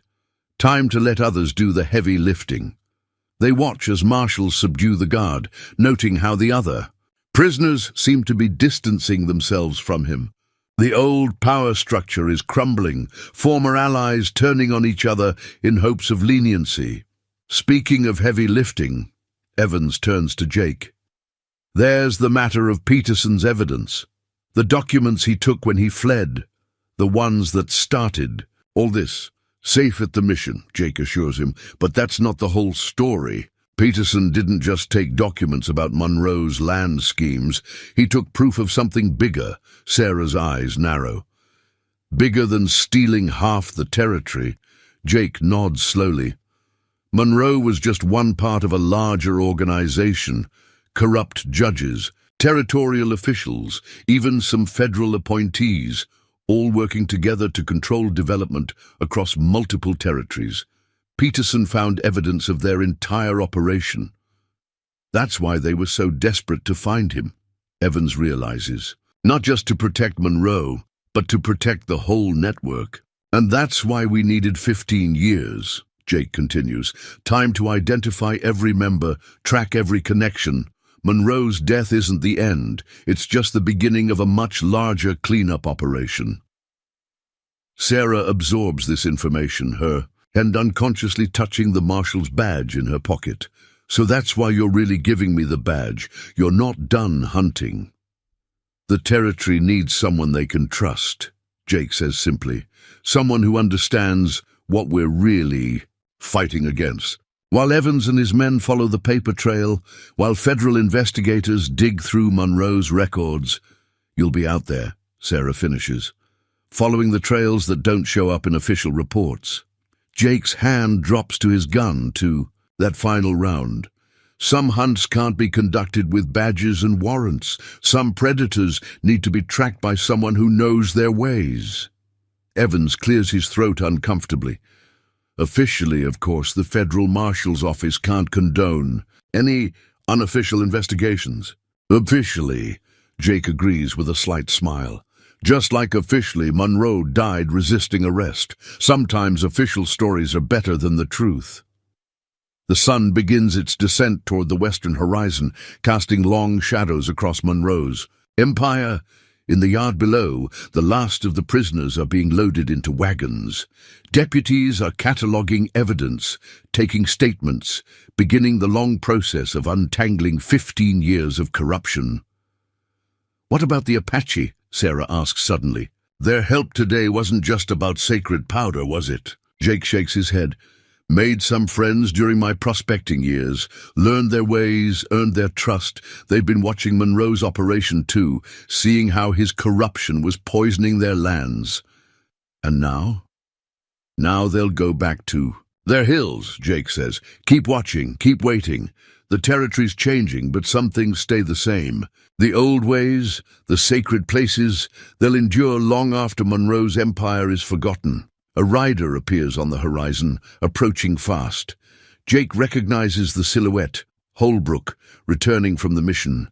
Peterson's safely delivered. He reports as he dismounts. Federal escorts got him to the courthouse ahead of schedule. He's already giving his deposition. Sarah studies the former enforcer thoughtfully. And what about you, Ray? Which side are you choosing now? Holbrook meets her gaze steadily. Already made my choice. Told the federal investigators everything I know about Monroe's operation. Figure maybe it's time to try being one of the good guys for a change. Good guys, bad guys, Jake muses. Out here, the line isn't always so clear. What matters is the choices we make, the promises we keep. He pulls out his pocket watch, the same one he checked 15 years ago, waiting for word of Jimmy's execution. Its face is scratched, its hands worn, but it still keeps perfect time. Sun's getting low. He observes. Time for decisions. Sarah touches her badge again, then straightens her shoulders. I'll need deputies I can trust. People who understand what we're really fighting against. Holbrook nods slowly. Could I know some folks? Good men who worked for Monroe because they didn't see another choice? Might be willing to switch sides. Now they've seen which way the wind's blowing. And you, Sarah asks Jake, where will you start? Jake looks out over the territory, the hills where he played Prospector, the trails where he tracked Monroe's men, the sacred places where old ghosts still walk. There's a town up north, he says finally. Another judge, just like Monroe. Been watching him for years, gathering evidence. Maybe it's time to pay him a visit. As Mason the Hunter? Evans asks. No, Jake smiles slightly. Think I'll try prospecting. Again. Amazing what people will say around a broken-down old man who's just looking for gold. The sun touches the horizon, painting the sky in shades of fire. Below, the wagon train of prisoners begins its journey toward justice. Sarah's badge catches the last rays of daylight, throwing back a promise of change, of hope for something better. Jake's gun still holds that final round, but maybe it won't be needed. Maybe the territory really is ready for something new. Either way, the hunt goes on.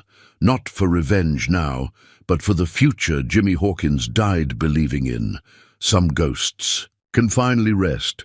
Others still cry out for justice, and in the gathering dusk, Mason the Hunter saddles up for one last ride into legend. 3 days after Monroe's fall, Jake Mason rides alone through Serpent's Gap. The town has changed already. There's a new energy in the air, a sense of possibility now that the judge's shadow no longer hangs over everything. He reins in at the Last Chance Saloon, the same place where this final chapter began. Tom the bartender is still there, polishing glasses just like he was when Blackjack's men first confronted the old prospector. Heard about Monroe, Tom says as Jake enters. Heard about a lot of things, actually. Federal marshals have been through here, asking questions about land deals, property transfers. That's so? Jake settles at the bar, ordering water just like before. Interesting times. Interesting ain't the half of it. Tom leans forward conspiratorially. They're saying Mason the Hunter was behind it all. 15 years of playing Prospector, building a case against the judge. Hard to believe. Jake sips his water. People believe what they want to believe. Truth's usually somewhere in between the stories. The saloon doors swing open, admitting Sarah Hawkins. The marshal's badge gleams on her vest, and she carries herself differently now. More purpose in her stride, more authority in her bearing. Thought. I'd find you here, she says, settling beside Jake. Lot of work to be done. Always is. Jake studies her reflection in the bar mirror. How's the new job treating you? Busy. Holbrook's been helping, identifying Monroe's old allies, sorting out which ones can be turned and which need to be watched. She accepts a glass of water from Tom. Found some interesting documents in the judge's safe. Names of other officials in other territories, all part of the same organization. Dangerous information, Jake observes. That's why I'm here. Sarah turns to face him fully. Federal Marshal's office is setting up a special unit, off the books, unofficial, dedicated to tracking down the rest of Monroe's network. Sounds like important work. They want you to lead it. Sarah watches his reaction carefully. Your experience, your reputation could do a lot of good. Jake is silent for a long moment, considering. Finally, he says, badges and title never really suited me. Better to work in the shadows, where some folks might still mistake an old prospector for harmless. Figured you'd say that. Sarah pulls out a folded paper. That's why I brought this special authorization from the Federal Marshal's Office. Gives you complete autonomy, resources when you need them, but no official position. A hunter needs to move freely, Jake agrees, taking the paper. Follow trails wherever they lead. Speaking of trails, Sarah lowers her voice. Got word about that judge up north you mentioned. Seems he's been making some interesting land purchases lately. Same pattern as Monroe. Jake pockets the authorization. Might be worth looking into. Territory's changing. I need to make sure it changes the right way this time. The saloon has begun filling up as evening approaches. Among the patrons are some of Monroe's former men, now wearing deputy badges under Sarah's authority. They nod respectfully to their new marshal while carefully avoiding Jake's gaze. Heard from Peterson, Sarah continues. Federal prosecutors are building cases against Monroe's entire network. Going to take time, but changes are coming. Changes already here, Jake observes. Look around, people walking taller, speaking more freely. Amazing what happens when fear lifts. Sarah touches her badge thoughtfully. Jimmy would have liked to see this, the territory he died believing in, finally starting to take shape. He sees it, Jake says quietly. Through you, through what you're building here. Justice isn't just about hunting down the wicked. It's about protecting what's right, giving good people a chance to thrive. A young man enters the saloon looking around nervously. Jake recognizes him, one of the cowboys who used to mock the old prospector. Now he approaches cautiously, hat in hand. Marshal Hawkins, he addresses Sarah. Got word from up near Thunder Canyon. Some strangers have been asking questions about the old copper mine, about Monroe's operations. Thought you should know. Sarah glances at Jake. Already starting, isn't it? New predators moving in, testing the waters. Nature abhors a vacuum, Jake agrees. Monroe's fall left a lot of territory up for grabs. Lot of ambitious men thinking they might be the next big power. Then I guess we both have work to do. Sarah stands. You hunting shadows in the north. Me making sure what happened here never happens again. Jake finishes his water and rises. Territory's big enough for both kinds of justice. The official kind, he nods to her badge, and the kind that works best unseen. They step out onto the boardwalk together.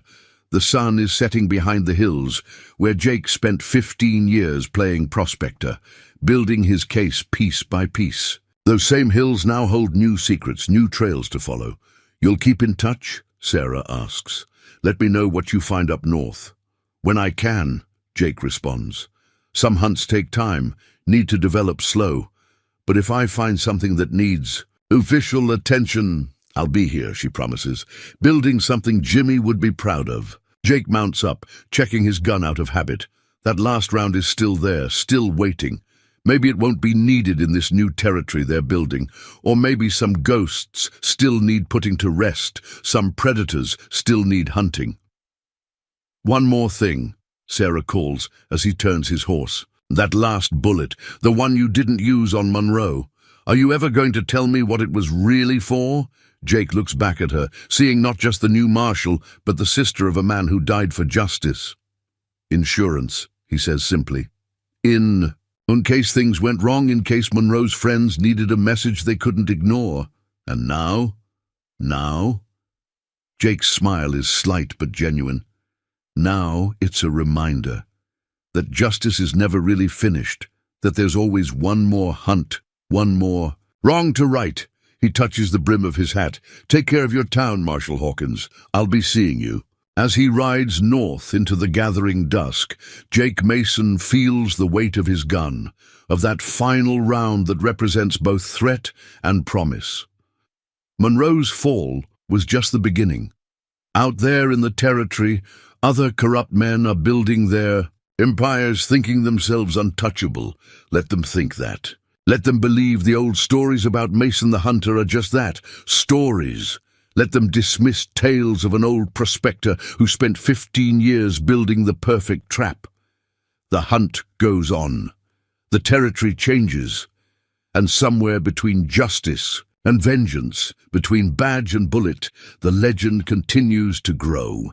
For every Monroe brought down, another rises to take his place. But now they'll have to deal with two kinds of justice: the shining badge of Marshal Sarah Hawkins and the shadowy presence of a hunter who's learned patience is the deadliest weapon of all.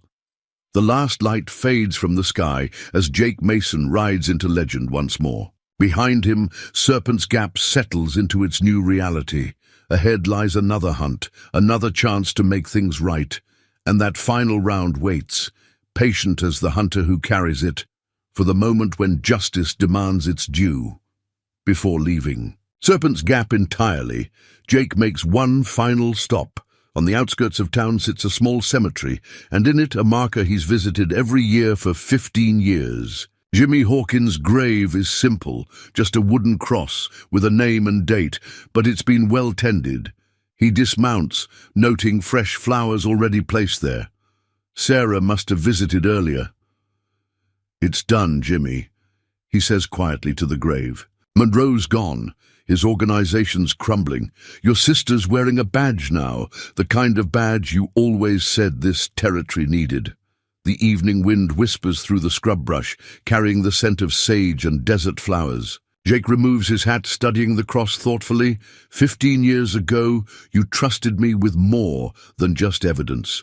You trusted me with a vision of what this territory could be, of what justice really means. Took a long time, but that vision's starting to take shape. He reaches into his jacket and pulls out the marshal's authorization Sarah gave him. Funny how things work out. All those years playing Prospector, and now they want to make it official. Sort of. Special investigator, they're calling it. Free to operate in the shadows, but with the law's backing when needed. A horse whinnies. In the distance, probably his own mount getting restless. But Jake's not finished here yet. Your sister asked about this last bullet, he continued, touching his gun. Truth is, it was meant for Monroe, right up until the end. Not to kill him, to wound him, make him run. The kind of shot that would have forced him to flee into Apache territory, where old debts and ancient justice were waiting. He smiles slightly. But sometimes the simple ending is the right one. Monroe died thinking he'd lost everything to an old prospector's luck. Never knew about the federal investigations, the years of groundwork, all the pieces we put in place. Never knew how many people worked together to bring him down. The sun has almost disappeared now, leaving just a faint glow on the western horizon. In town, lights are beginning to appear in windows, and the sound of piano music drifts from the saloon. Things are changing fast, Jake tells the grave. Marshal Evans is setting up a special task force dedicated to rooting out corruption across all territories. Sarah's building a new kind of law enforcement here, one based on justice rather than power. Even some of Monroe's old men are switching sides, trying to be part of something better. He pauses, considering his next words carefully. But there's still work to do. That judge up north, he's just the tip of the iceberg. Monroe's organization spread far and wide, corrupting everything it touched. Going to take years to clean it all up.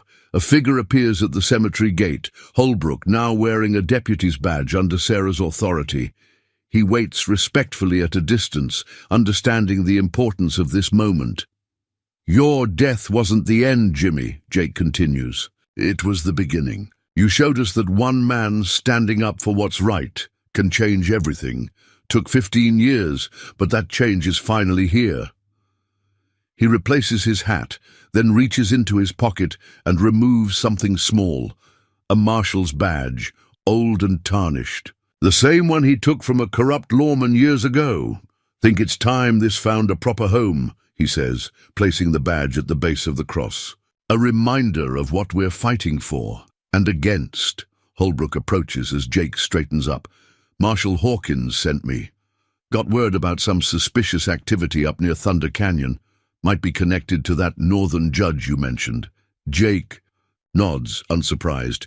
They're moving fast, trying to fill the power vacuum Monroe left behind, testing boundaries, looking for weaknesses. Want some company? Holbrook offers. Sarah said I could ride with you if you needed backup. This kind of hunting works better alone, Jake responds. Besides, Sarah needs good deputies here, people who understand what we're building. Holbrook studies him thoughtfully. You really think we can change things? Make the territory what Jimmy dreamed about? Already happening, Jake gestures toward town. Look around. People walking taller, speaking freely, land claims being processed fairly, law applying equally to rich and poor alike. Because of you, Holbrook observes, because you spent 15 years setting this up. Jake shakes his head. Because of everyone who refused to accept corruption as normal. Jimmy, Sarah, Marshall Phillips, Peterson, even you, choosing to switch sides when it mattered most. They walk together toward their horses. In town, the saloon is filling up, but it's different now. No more armed guards watching the doors, no more corrupt officials demanding special treatment. Just people living their lives free from fear. One more thing, Holbrook says as Jake mounts up. Sarah wanted me to give you this. He hands up a small package wrapped in oil paper.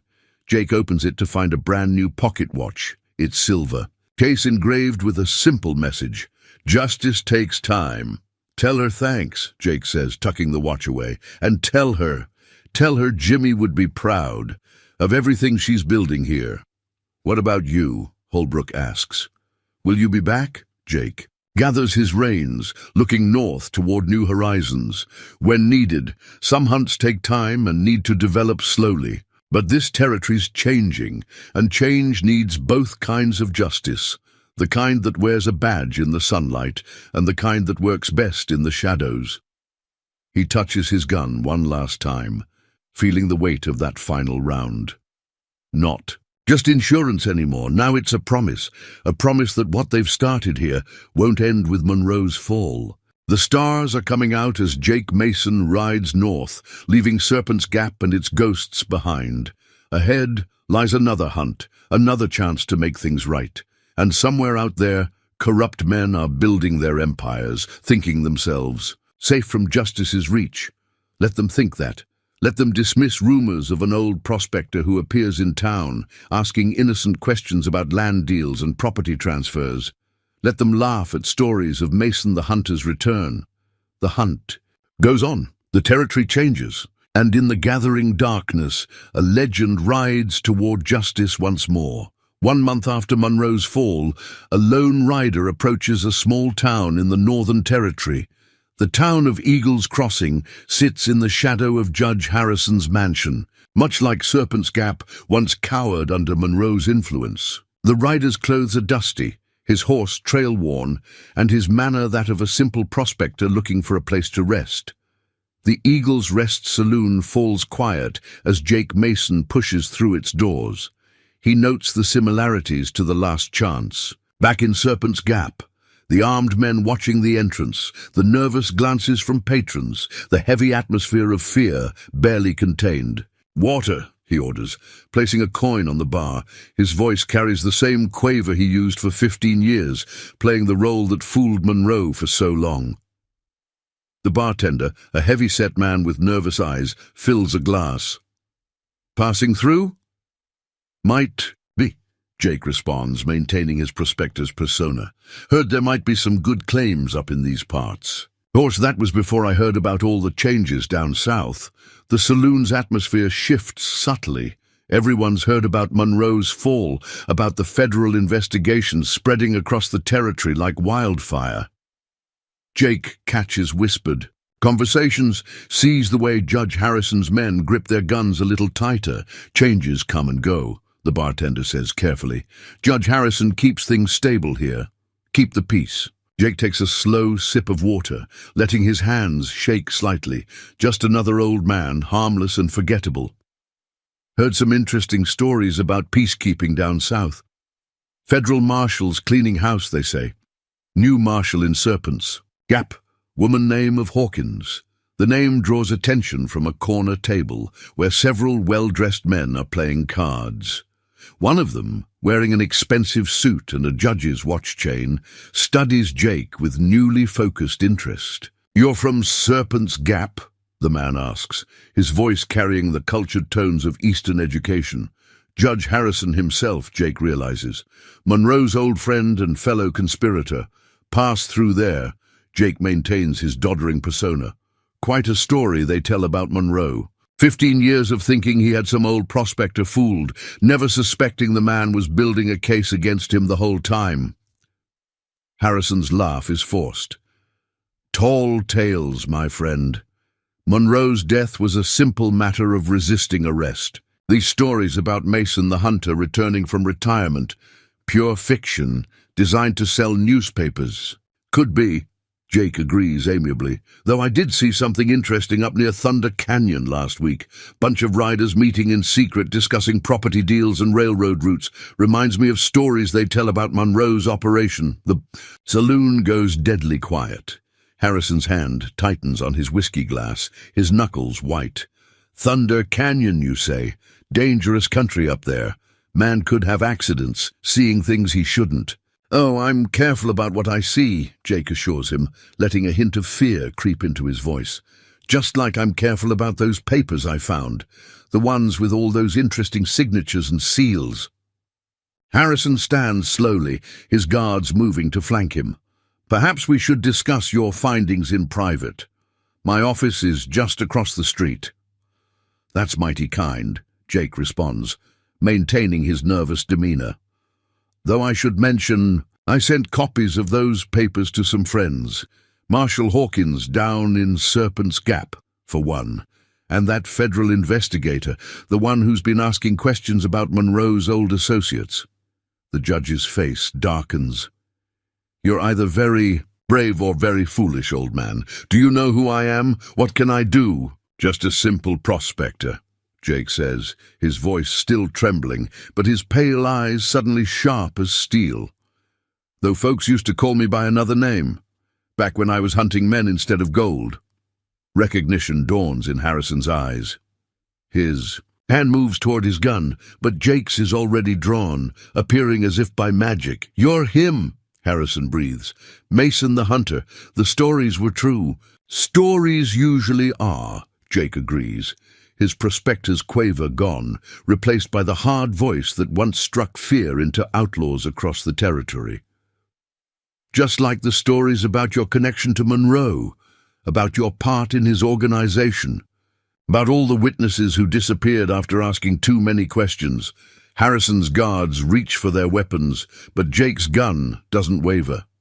"I wouldn't," he advises them. "This old prospector's got one round left, been saving it for something special. Question is, which one of you wants to test whether you're worth that bullet?" "What do you want?" Harrison demands. "Same thing I wanted from Monroe," Jake responds. "Justice, truth, change." He nods toward the window. "And if you're thinking about those men you've got watching the street, don't bother. They're a bit occupied." At the moment, as if on cue, shouting erupts outside. Through the window, they can see federal marshals moving into position, led by a familiar figure wearing a bright star. Sarah Hawkins, come north to help finish what they started. "You see, Judge," Jake continues conversationally, "Monroe thought he was just dealing with one old hunter, never realized he was facing something bigger, a partnership between official justice and the kind that works best in shadows. Just like you never realized your secret meeting at Thunder Canyon was watched by both kinds."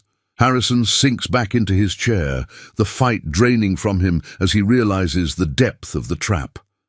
"How long?" he asks quietly. "How long have you been watching me?" "Long enough," Jake responds. "While Monroe kept everyone's attention down south, we've been building cases against his entire network. Every corrupt judge, every bought official, every land scheme and railroad deal." The saloon. Doors burst open as Sarah enters, followed by federal marshals. "Judge Harrison," she announces formally, "you're under arrest for corruption, conspiracy, and multiple counts of murder." As the marshals move to secure Harrison and his men, Jake holsters his gun, that final round still unfired. Sarah approaches him, a slight smile on her face. "Didn't take you long to find trouble up here," she observes. "Trouble has a way of finding me," Jake responds, "though it helps when you know where to look." He nods toward Harrison as the judge is led away in chains. One more piece of Monroe's network. Dismantled. "How many more?" Sarah asks.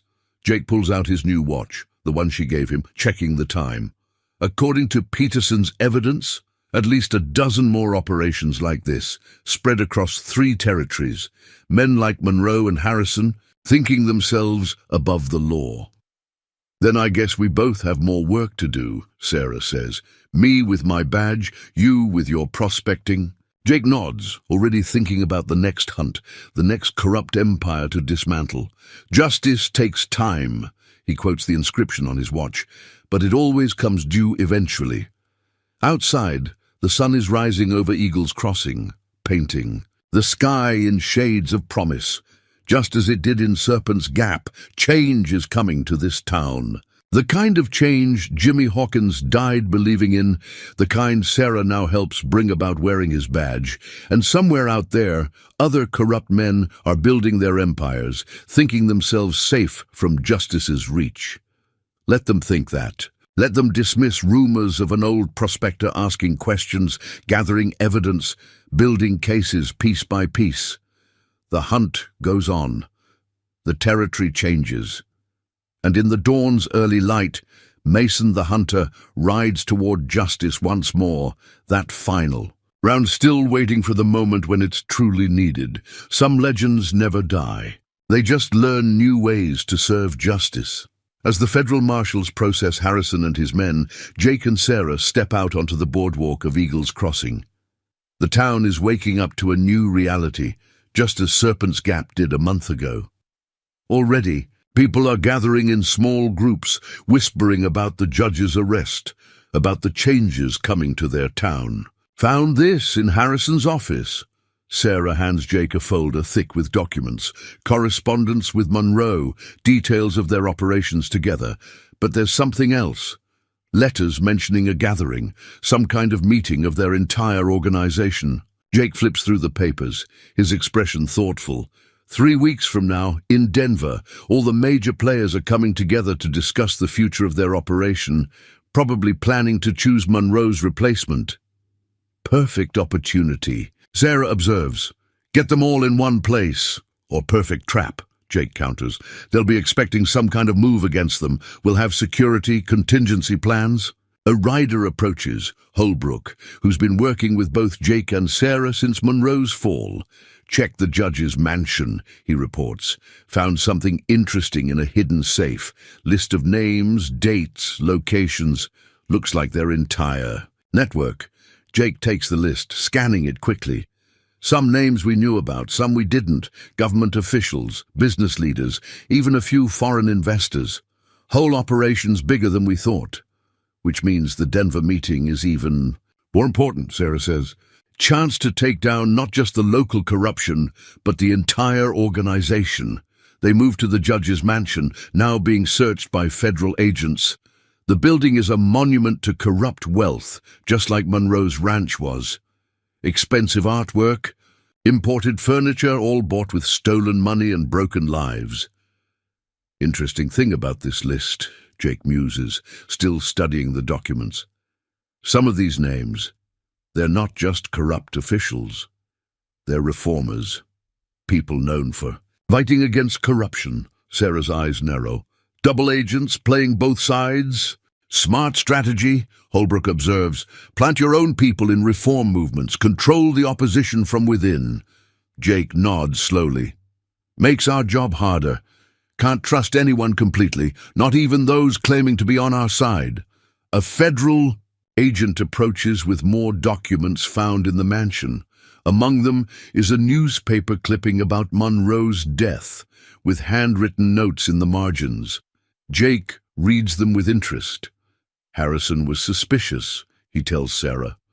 Though Monroe's fall was too well orchestrated, started looking for patterns. He found connections between various investigations, realized someone was coordinating them. That's why he was meeting secretly at Thunder Canyon, Sarah realizes, trying to set up his own network, separate from the main organization. Man. Like that, Holbrook adds, probably had his own insurance, information that could hurt his allies if anything happened to him. Jake moves to the mansion's study, taking in the map of the territory hanging on the wall. It's marked with various notations: property boundaries, proposed railroad routes, locations of mineral deposits. The same kind of map Monroe had, showing how they carved up the territory between them. Denver meeting changes things, he says, finally. Can't just pick them off one by one anymore. Need to take down the whole organization at once. How? Sarah asks. Even with federal backing, we don't have enough manpower to arrest everyone on that list. A slight smile touches Jake's weathered face. Same way we took down Monroe. Patience, planning, using their own paranoia against them. He pulls out his new watch, the one Sarah gave him, studying its inscription again. Justice takes time, he reads aloud, but it also takes trust. Partnership between official law and unofficial methods. What are you thinking? Sarah's voice carries a note of recognition. She's seen this look before, when he was planning Monroe's downfall. Denver's a bigger stage than Serpent's Gap, Jake explains. More players, more pieces in motion, but the principle's the same. Give them something obvious to focus on, while the real operation works in shadow. He turns to Sarah. How'd you like to attend a meeting of corrupt officials? Right out in the open, wearing that marshal's badge? Her eyes widen as she understands. Let them think we're being bold, aggressive. While they're watching the official law enforcement, they won't be watching for an old prospector asking innocent questions in mining camps, Jake finishes. Or for certain Apache warriors who owe me favors. Or for federal agents posing as railroad surveyors. Holbrook grins. Just like with Monroe. Multiple layers of deception all working together. But bigger, Jake continues. This time we're not just taking down one corrupt judge. We're dismantling an entire system of corruption. Going to need help. Every honest lawman, every person who's tired of living under their control. Sarah touches her badge thoughtfully. Jimmy always said the territory was worth fighting for, worth dying for, if necessary. Not this time, Jake says firmly. This time we do it smart, careful. Use everything we learned from Monroe's case. He moves to the window, looking out over Eagle's Crossing. The sun has climbed higher, burning away the last shadows of Harrison's reign. In the street, people are beginning to walk taller, speak more freely, just like they did in Serpent's Gap. 3 weeks, he says softly. 3 weeks to put all the pieces in place, to turn Denver into a trap they'll never see coming. And after Denver, Holbrook asks. What then? Jake's hand drops to his gun, to that final round that's become more a symbol than ammunition. After Denver, we start rebuilding, not just individual towns, but the entire territory, building the kind of justice Jimmy died believing in. Sarah steps up beside him, looking out at their handiwork, another corrupt empire dismantled, another town freed from fear. Together, she says, official and unofficial, badge and shadow, all working for the same goal. Together, Jake agrees. The way it always should have been. The morning wind carries the scent of change, sage and desert flowers mixed with possibility. In 3 weeks, the corrupt heart of the territory will gather in Denver, thinking themselves safe in their power and wealth. Let them gather. Let them plot and scheme, never suspecting that their own meeting is part of a larger plan. Let them dismiss rumors of federal investigations, of a marshal named Hawkins who can't be bought, of an old prospector who appears and disappears like a ghost. The hunt goes on. The territory changes. And in the clear light of morning, Mason, the hunter, begins his greatest hunt. Not for revenge or justice alone, but for the future itself. Some legends never die. They just find new ways to serve the truth that men like Jimmy Hawkins died protecting. The truth that Sarah now upholds with her badge, that Jake pursues through shadow and deception. The truth that justice, real justice, is worth any price to achieve. Up next, you've got two more standout stories right on your screen. If this one hits the mark, you won't want to pass these up. Just click and check them out. And don't forget to subscribe and turn on the notification bell so you don't miss any upload from us.